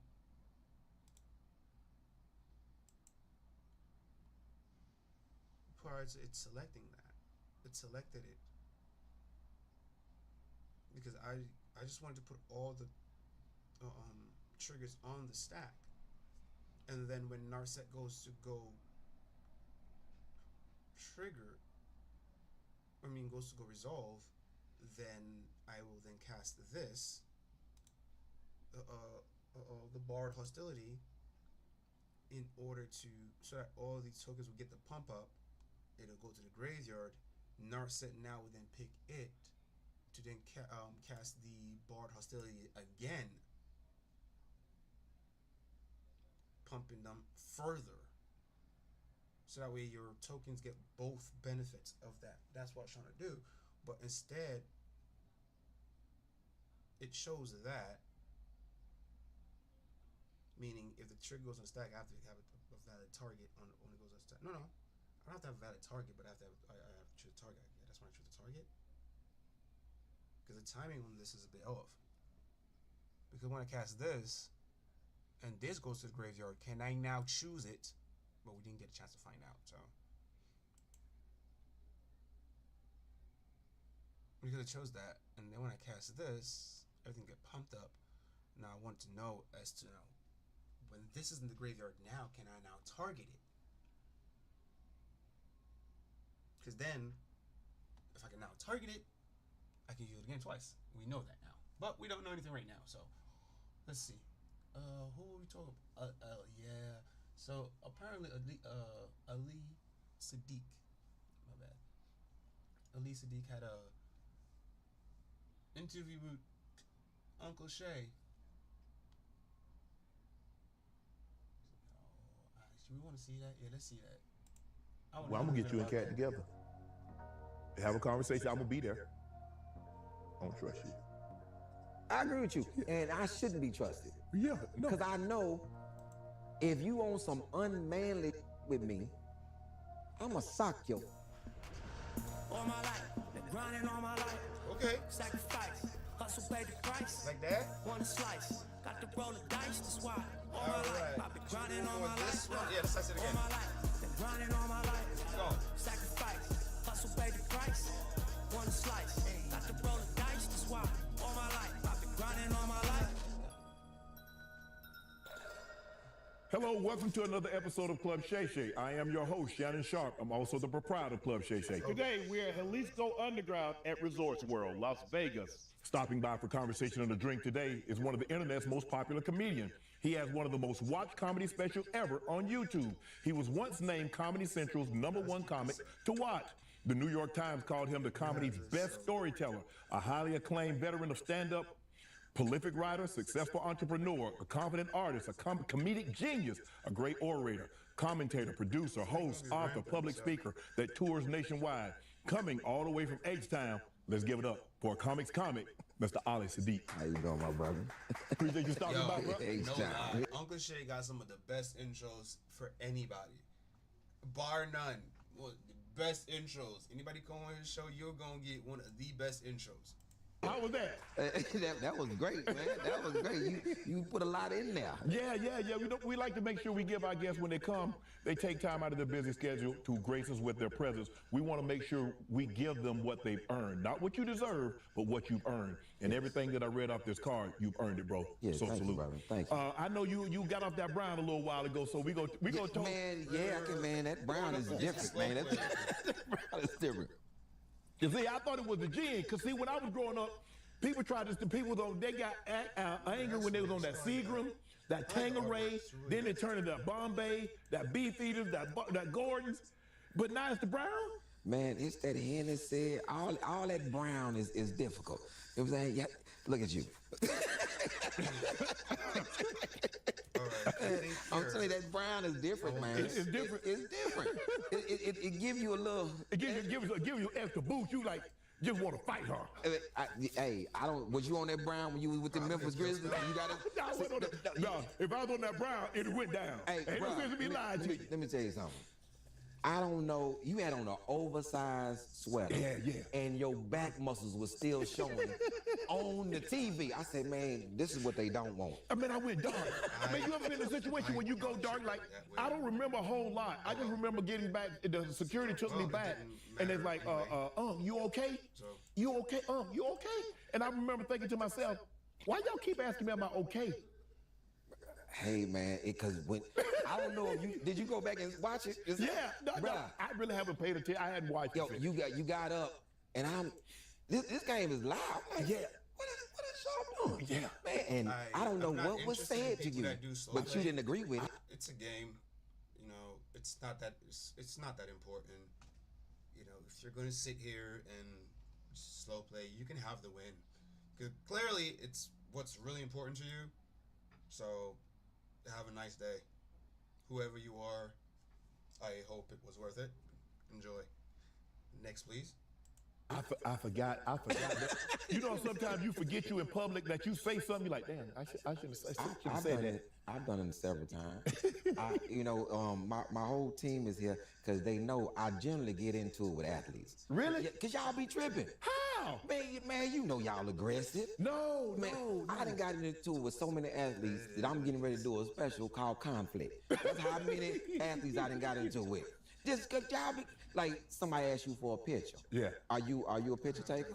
It all depends on how much time I got. On where you at. Right. And I'm like that as well. So the thing, I don't like taking pictures when I'm with my kids. Right. If I'm out with my family, man, going on. You see I'm out with my family. Right. And I understand that. But if you in the luggage store, and I see you, it takes 5. Man, me and Patrick Ewing, I see Pat. I'm a big fan. I had the Ewins and everything, the big suitcase with the 33 on the back. I said, excuse me, Mr. Ewing, you think I can get the picture? That man looked at me like I was small, even though I'm small. Yeah. And I walked out the luggage store. Felt even smaller. And I couldn't take it. I came right back in. Come on, see, you doing too much, Ollie. What? You doing too much. I had to come back in there and let it know how I felt. I had them big shoes. Man, you gonna take this with me? I had that part when you was in Georgetown. I thought I went off on Pat. And he was looking at me like, hey, what is wrong with little daddy? Man, because you didn't want to take no picture. Did he take a picture? Nah, man. Security put me out. You were doing too much. I'm getting escorted out of the Galleria. Bro, how you get escorted out of a luggage store? Messing with Pat. No, but sometimes fans do too much. I was at where was that? JFK last week, and a dude just walked up to me, put his arm around me, and said, "Let's get this selfie." Oh yeah. He didn't ask, "Excuse me, Mr. Sharp, can we take a picture together?" Or sometimes they just get rude with it. We gonna take this picture.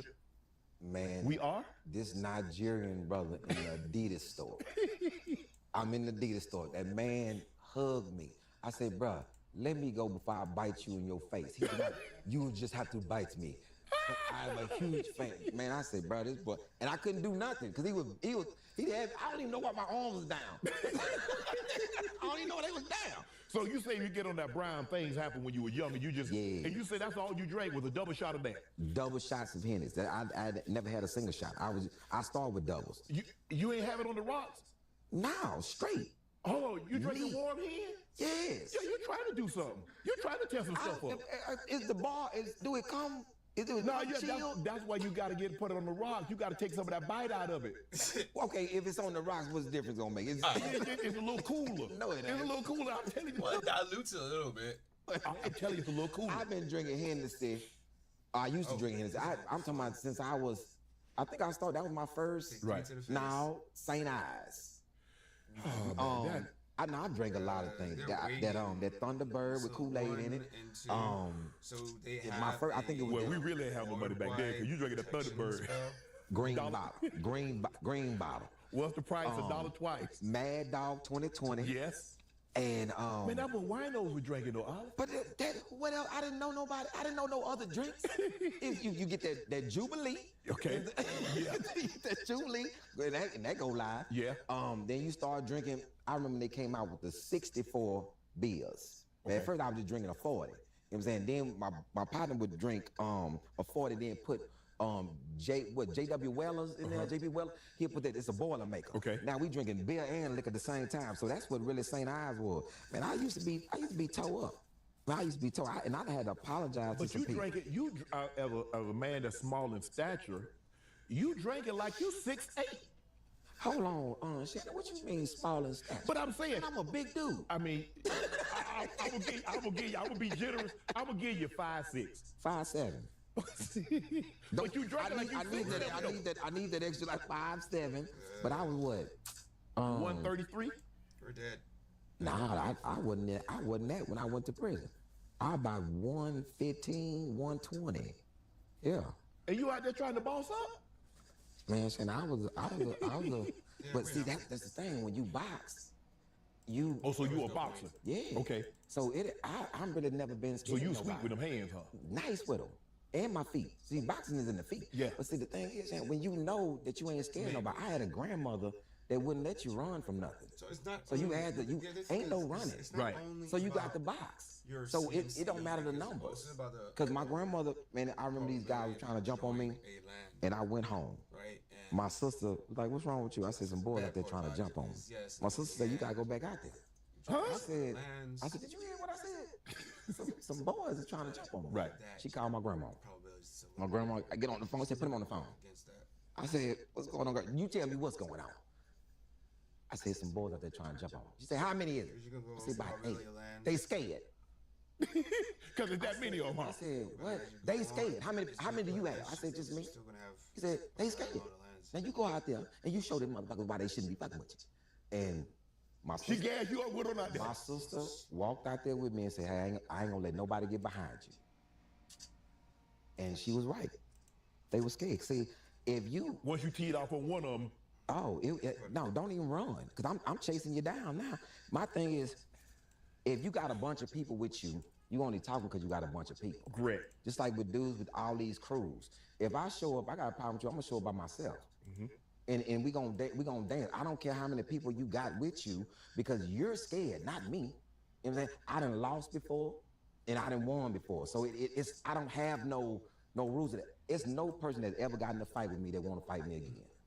That's even if they won, they don't want to fight me again. They be like, "Nah, I'm cool. I'm cool." Because that's a hard way to go. So when That's a hard W, huh? Yeah, when I went to prison, oh man, I'm in your mouth so fast. They like, "Yo, little daddy right there got them hands, bro." And I'm 51 now, and I'm still in the gym. You still in the gym getting it in? Still in the gym getting it in. So what was the craziest night? Okay, you normally be on that that hand. So what's the craziest thing that happened to you one night? Oh man, I gotta apologize to Carl Thomas, man. Kill that. Hold on, not on Martin.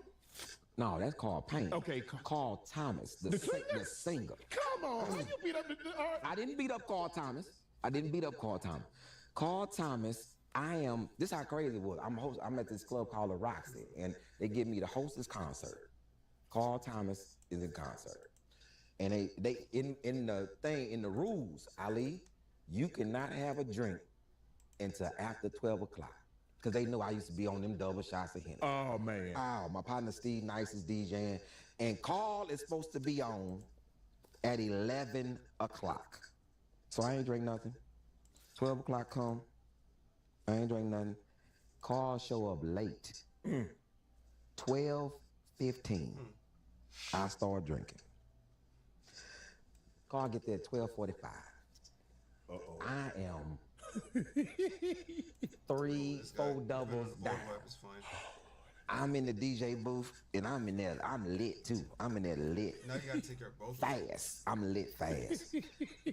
And I had just performed with Carl Thomas the night before in Dallas. Boy, I think this is better. I ain't say nothing. Man, they say, "Hey, Carl ready to perform." I go right on stage. "Hey, y'all, listen here. Carl is finally here. Mr. Summer Rain." You don't bust a man out like that? I'm just saying he finally here. Okay. Hey, y'all, we getting ready for the concert. Y'all give it up for recording artist Carl Thomas, and he walking on stage. I said, "Damn, Carl, you got the same Gucci pants on from last night?" Just see it. Give me this goddamn mic. And I know Frankie Beverly wear the same stuff. That white, bless his soul. Bless his soul. I performed with him a lot. But man, I didn't have to say that. You did. About Carl Thomas. Carl see me 2 years later in Harlem in this club. my boy doing this club, he wanted, hey man, let me introduce you to one of my partners. We walk in, it's Carl Thomas, and Carl look at me. I don't like this.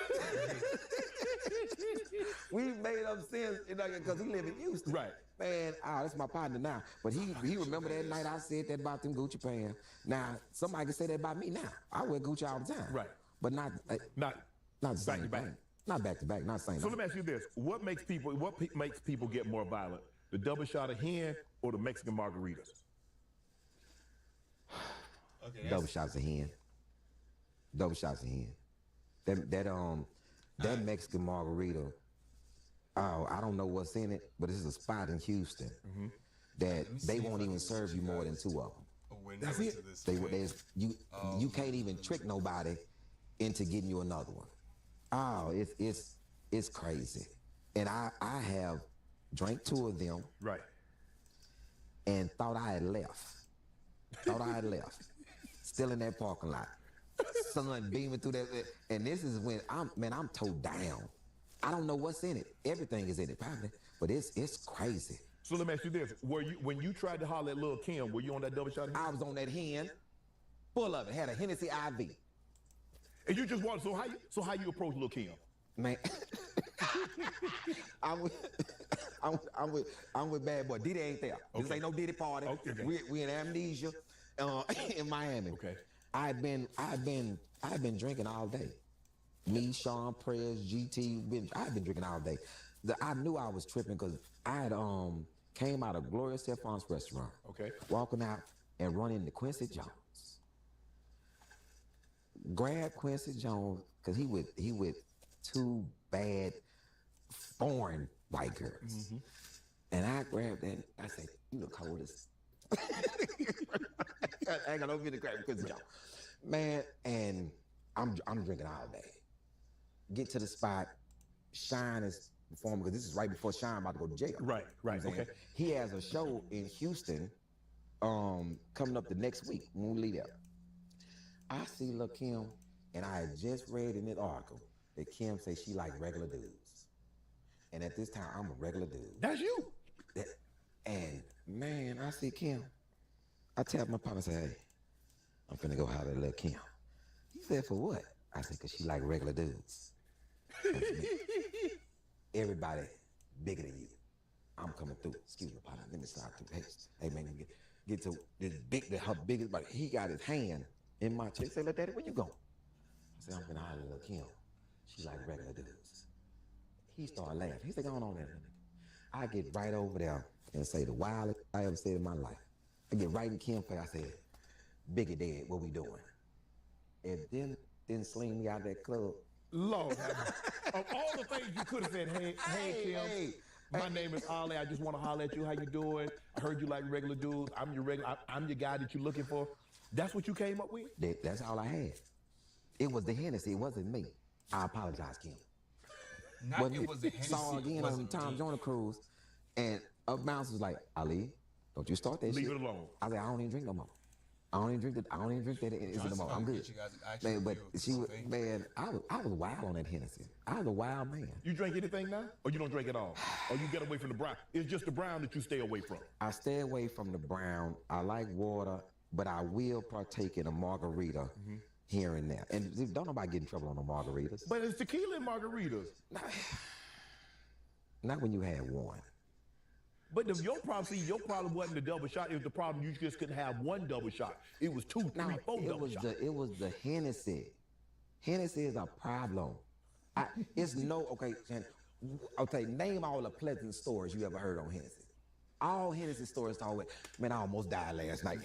All of them. Yeah. Oh, you want to come out your clothes and fight for sure. And why you gotta take your clothes off? You know how we do. We gotta come up out the shirt because you sweating. Man. See, that's the problem. You sweating, the liquor's in your pores now. Now you're extra violent. Can't nobody talk to you. Being from H-Town. Yes, sir. Man, look at Beyonce, Travis Scott. I mean, all the guys. I mean, is there anybody from like Houston that you haven't met that you would like to meet, or you done met everybody? Because that's your doc. Anybody from Houston that I would like to meet that's from the H. You probably done met everybody. No, I don't think nobody from the H I need to meet. Like everybody from the H. Like man, everybody that I want to meet. Right. Yeah, man, Andre Johnson. Why you always want to? You like athletes, but want to fight them? I don't want to fight all the athletes. The ones who be tripping. Just because they don't want to take no picture with you, they tripping. It ain't about the picture. It's about sometimes people's mouth get them in trouble. You know what I'm saying? They underestimate because they look at you and look at you as small. Okay. They like, man, get out of here a little bit. How he always trying to fight everybody? Come on, bro. And that's a mistake. That's a mistake because the uppercut come from up under. That's the one you can't see now. I'm gonna put my whole thing into it. I don't really get into it with the. I don't get into it with the cool ones. Like right. One of my cool people is somebody who most people get into it. Vernon Maxwell. We saw you go off. I ain't never got into it with Vernon. I don't even know what they talking about. I'm like Max sometimes be on some bullshit. He be on bullshit. But that's my man, though. Yeah. That's my man. So, I can see y'all get along because y'all got a very similar personality. Yeah. I can see how y'all rock with each other. I rock with Max. Posey, Nick Van Exel, all Shaq, anybody that live in Houston. Shaq owe me $1,000. What do he owe you for? Man, Shaq's first album. Yeah. He getting his hair cut at Robert Young's salon on Richmond. I started this club called Just Joking right across the street. So I'm in Robert Young's salon all the time. Shaq coming in, Adiza coming in, and he talking about his album. And I said, your album ain't gonna be good. He's like, wow. I bet you get my album, you gonna like every first of all, that's messed up, Ali. Song on there. So I get the album. Okay, how many songs you like? Two. How many songs was on the album? Probably 40. I don't know, but I know 2 of them was good. Okay. And I say, I come right back and I'm waiting on it. I say, Shaq, 2 songs. You lying. 2 songs I like. That's it. Where's my money? Still to this day, every time I run into him, I just look at him. You just said you might have liked more. You might have liked about 6 or 7 of those songs. No, I did not like 6 or 7 of them songs. You go back and listen to that first album. You didn't like 6. You ain't even hear it. I didn't. That's the crazy thing. You an athlete. You ain't even support it. Yeah. See that? See, you ain't listen to it. I didn't. And you know the song with the food niggas, and you heard him freestyle. That's about it. Okay, we're good with that. He good at freestyling. All right, that's fine. We are fine. You don't think he good at? When you don't know rappers, yeah. That's fine. If you don't know rappers, yeah. So he good at freestyling. So what is? There you go. Well, answer me this. Why are so many people moving to Houston? I think Drake is moving. Didn't Drake just buy a place in Houston? Or he's moving to Houston? He's not like us. There you go. Come on, man. I'm just saying, he's not like us. First of all, since you brought that up, why they turn on Drake like that, man? I was, this is me, and people who know me know this. I really wasn't a Drake fan like that. Okay. Because he was always selling something that I already heard. So I'm a real hip hop person. I've been around as long as hip hop. Right. So you can't give me a rendition of somebody else's style and think I'm rocking with it. I'm just not. He sounded like short on this. He sounded like this person. And then when you being from the H, I don't honor you stealing anything from us. Like Chopped and Screwed, any of that, anything that we created, and you don't pay homage to us from getting it, I got a problem with that. I've always had a problem with that. But what about all the people that he put on, all the people that he helped up out the mud? Who? Man, come on, Ollie, don't do that now. Don't do that. I don't know who he helped. You do though. No, I really don't. Because was it from Houston? Who did he help? He didn't help. Okay, UGK was UGK. Yeah. Face is Face. I'm talking about all the guys that went at him this summer. I ain't talking about the old guard. No, he didn't help the old guard, but I'm talking about a lot of the guys that he helped that went at him this summer. Not just K-Dot, because he brought K-Dot onto it with him. But he helped a lot of other people. I don't know who all this man helped. I'm in my own world. I don't know who all he helped. Give me somebody. But here's the thing: you don't know who he helped, but you know what he stole. You don't rock with it like that. I hear the style. I can hear the style. It's on the radio. They pumping him on the radio. And then when you say certain things, you know, your what blackness. got you turned? What got you? Okay, that aside, okay, maybe it's because you say he biting people's style and you've heard that style before. But what is it about Drake that rubs you the wrong way? Because it's more than the style. That was just the style. I didn't have no other problems with the man. I know in Houston, man, it was some things that didn't happen in the age that other people had problems with him. Sauce Walker had problems with him. You know, I wasn't in it. But the thing is, when you talk about our style, you know, our style is very unique and we get overlooked. And that's the other part of it. You can come and take something from a place that gets overlooked anyway. If you don't put no shine on, that's why I never left Houston. I wasn't going to LA or New York to do nothing. I'm H-Town. And I didn't think that LA or New York had the pattern on who was funny or not. So why go there? Right. And give them all this recognition. And then the other thing is, when I make it, because in my mind I was gonna make it, so LA and New York get all of the contribution, everything I put into it. So I spend my money there. I'm gonna do everything. What about the people from my city that's not gonna get a chance to see me because I'd have moved away? I'm from here. Right. You know what I'm saying? So the people that's from where I'm from gotta see me. In the grocery store, at the bodega, you know what I'm saying? Walking up the street. So they can benefit from it. Hey, Ali, how did you do such and such? Oh man, this is how I did it. I'm not going somewhere else where everybody's trying to do that. Nah, I'm H-Town all day. All day. It's funny that you say that because we've seen a lot of rappers try to go back to their home and it doesn't end up well. Like I said, why do you think that is? They didn't cultivate their area from the beginning. I'm not in this space where I've helped everybody that ever asked me for help, I've helped. And some people who didn't ask me, I helped. Because sometimes my help comes when you don't know it. Okay. I'm in a room and I bring you up. Hey, you can get this person that. Don't tell them that I said it. Just get them. The thing is, if you don't cultivate your neighborhood, now you can't go back. Man, I can go anywhere in Houston. Who got a problem with me? Nobody. I live here. I love here. This is my space. So if you didn't do that, then no, you can't come back. No, you can't come back unless you're coming back with a purpose to love your city. I don't think none of this is what's so unique about Houston. We see, that's why I don't know a person that I would like to meet, because I see everybody. Right. And we don't run around with no entourages and all of this nonsense. I'm in a safe space in my city. Right. I don't have no problems in my city. If you in your city, you got problems, what did you do? But you know, everybody's not happy for your success, Ali. Everybody's not. But when you have so many people that are, it's probably people that hate me, but you gonna say something, then somebody else gonna say, for what? Right. They gonna question your hate. Mm-hmm. If you ain't got nobody questioning your hate, then something wrong. I don't have to always defend myself. Mm-hmm. The city will defend me. Right. You know what I'm saying? The people that know me, it's people in the city when I said something about a situation, I don't even know him. And people like, you don't know him? Oh, you must be young. You must be young. Right. You gotta be.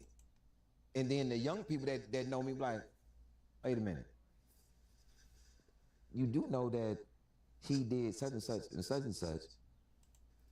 I'm a charitable person and I don't need a camera to record it. Right.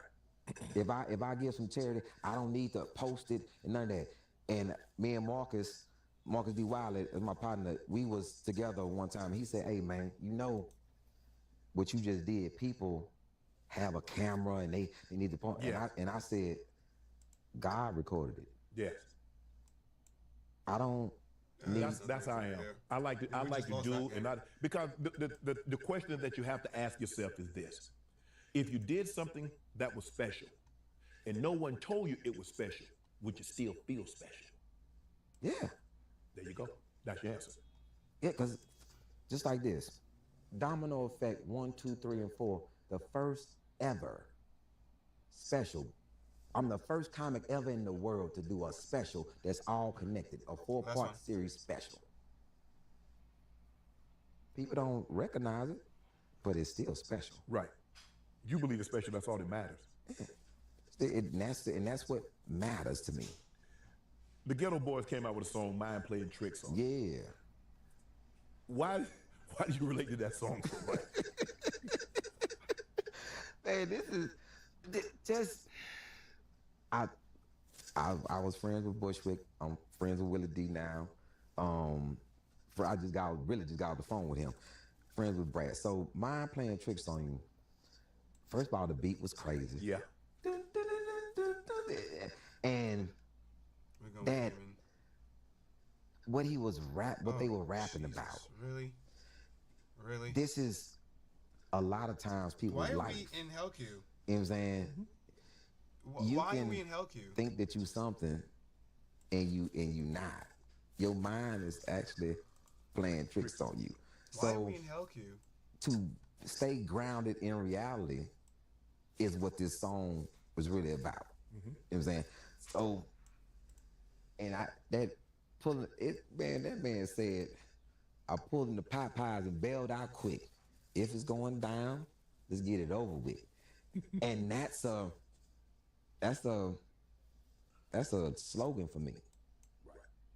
We know you're going to kill it. Just go ahead and do the killing so we can move on to the next game, please. This exaggeration of, oh my God, am I going to do it? It's pretty annoying.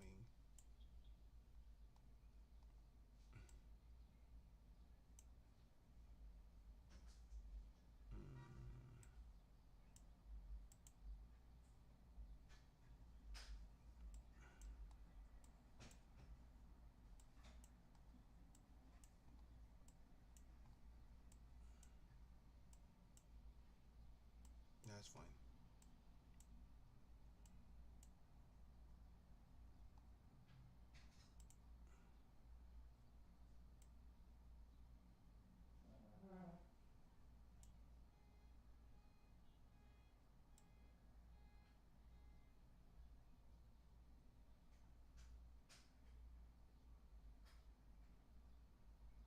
Hey, where are you? Oh, toughness.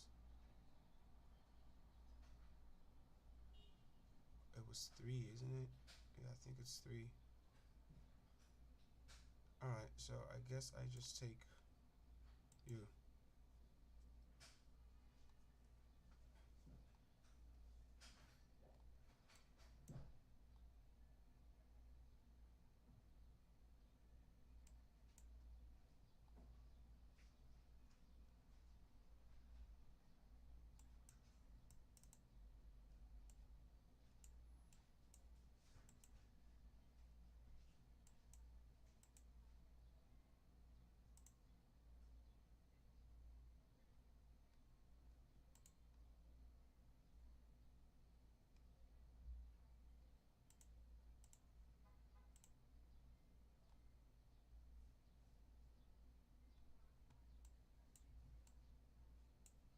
Board wipe is fine.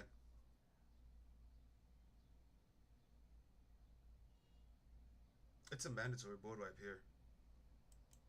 If it's going down, let's get it over with. Take that. I've never. I wish I was scared of somebody, Shannon. I really wish I was, so I can understand that. Did you always have that mentality? Yeah. Yep. I've been a small man in stature, like you say. But you know something. I was, first of all, Shannon, I was big. I've been 5'7" since like 7th, 8th grade. Before that, like about Damn. 6th grade. Wow, they just had everything. And I was a center. I started off playing center. I was a 5. That's what it come. In basketball? Yeah, I was a 5. And over one summer, it's like everybody went to sleep, and then I was a 1. Out of nowhere. My first position playing football, inside linebacker, right inside linebacker. And I was vicious. I knock your head off because I don't have no regard for my own self. Right. So I'm out there. inside linebacker. Then I went from that to receiver. Then I went to cornerback. You know what I'm saying? And it was all. You couldn't catch. That's why you went to cornerback, huh? No, I wanted to hit people. I can still catch now. Saying the difference is between like now you talk about today's supposed to be thug and rappers and all this supposed to be in the streets. All right, they're not athletic, so I don't believe them. Cause growing Man, up, you saw Drake hooping. Drake be hooping. I got who? Drake. I got. Let him rain in the gym. You saw it. You saw it too. See it. Breezy be dropping. Davey. All them boys be hooping. Hooping. Stop. Chains. Hooping. Stop it, Sharon. Stop it. Oh man. DVD can hoop. Brian McKnight can hoop. These boys can't even catch.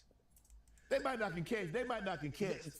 Man, they might not can catch the football, but they can't catch a baseball, a tennis ball. They can't catch a cold. I've seen Drake put it in the basket. Man, you did too. No, I did not.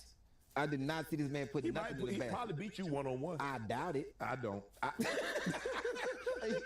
You're not gonna skip. You're not gonna skip me. See what you doing? You trying to do is skip this. No, I'm just saying. I've seen that man hoop. I've seen some of these other. I've seen Breezy hoop. I've seen J. Cole. Give you that work. Give you that work. You think J. Cole gonna give me that? Wow. Work. Man. Just like we would say, work.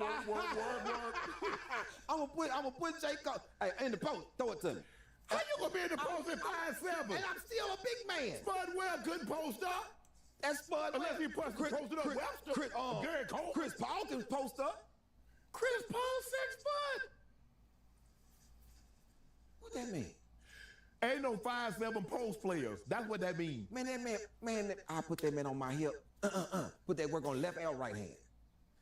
You finna get these boys. You finna get these boys in trouble. Oh Lord. So the thing is this: why they don't do the celebrity basketball games like they used to in All-Star?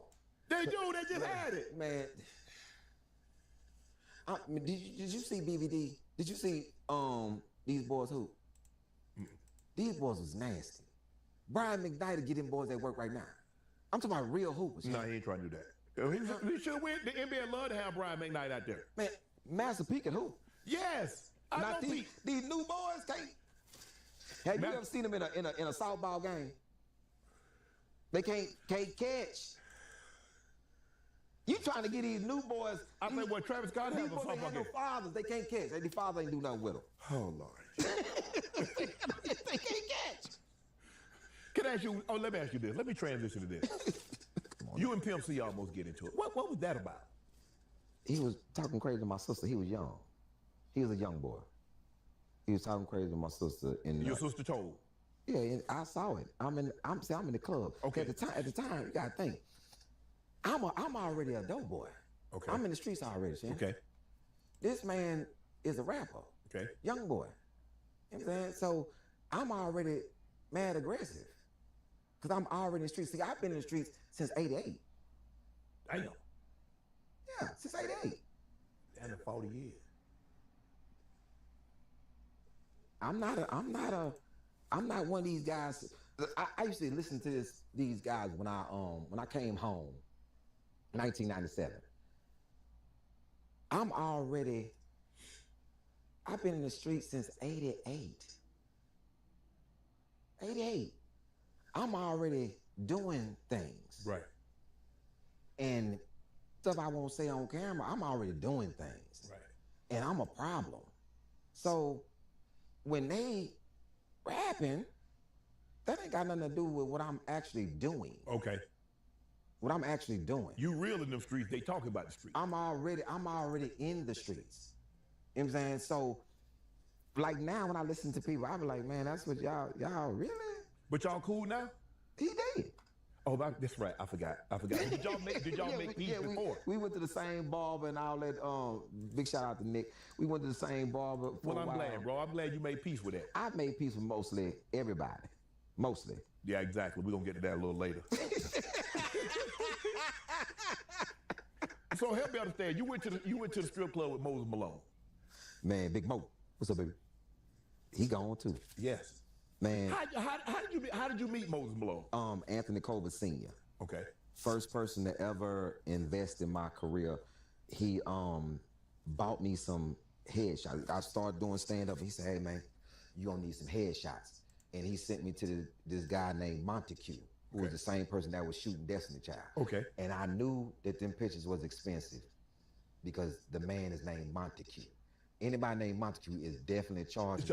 Yeah. His name is Montague. And he had some circle glasses. Right. And I said, yeah, this is high quality. Right. Great headshots. Him and Moses, very, very close friends. Okay. I learned a lot hanging out with Moses and Anthony Colbert Sr. Anthony Colbert Jr. is my accountant, my close friend. We own a food truck park together, 4501 Alameda. When his father passed, before his father passed, he told me and Anthony to always stick together. So man, y'all always stick together. So we do. But man, Moses would want to go to the strip club to have lunch. This spot called Treasures. He want to have lunch.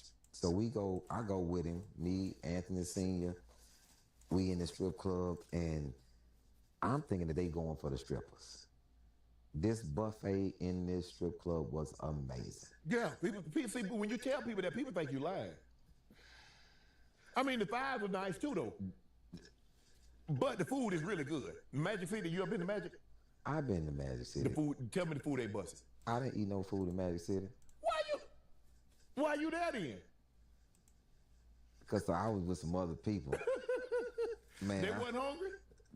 I didn't eat no food in Magic City. I was like, I'm not a strip. What's crazy is I'm not a strip club guy. I ain't either. But if I'm there, I don't want the strippers dancing on me. You don't want no booty juice on your chicken? I can't.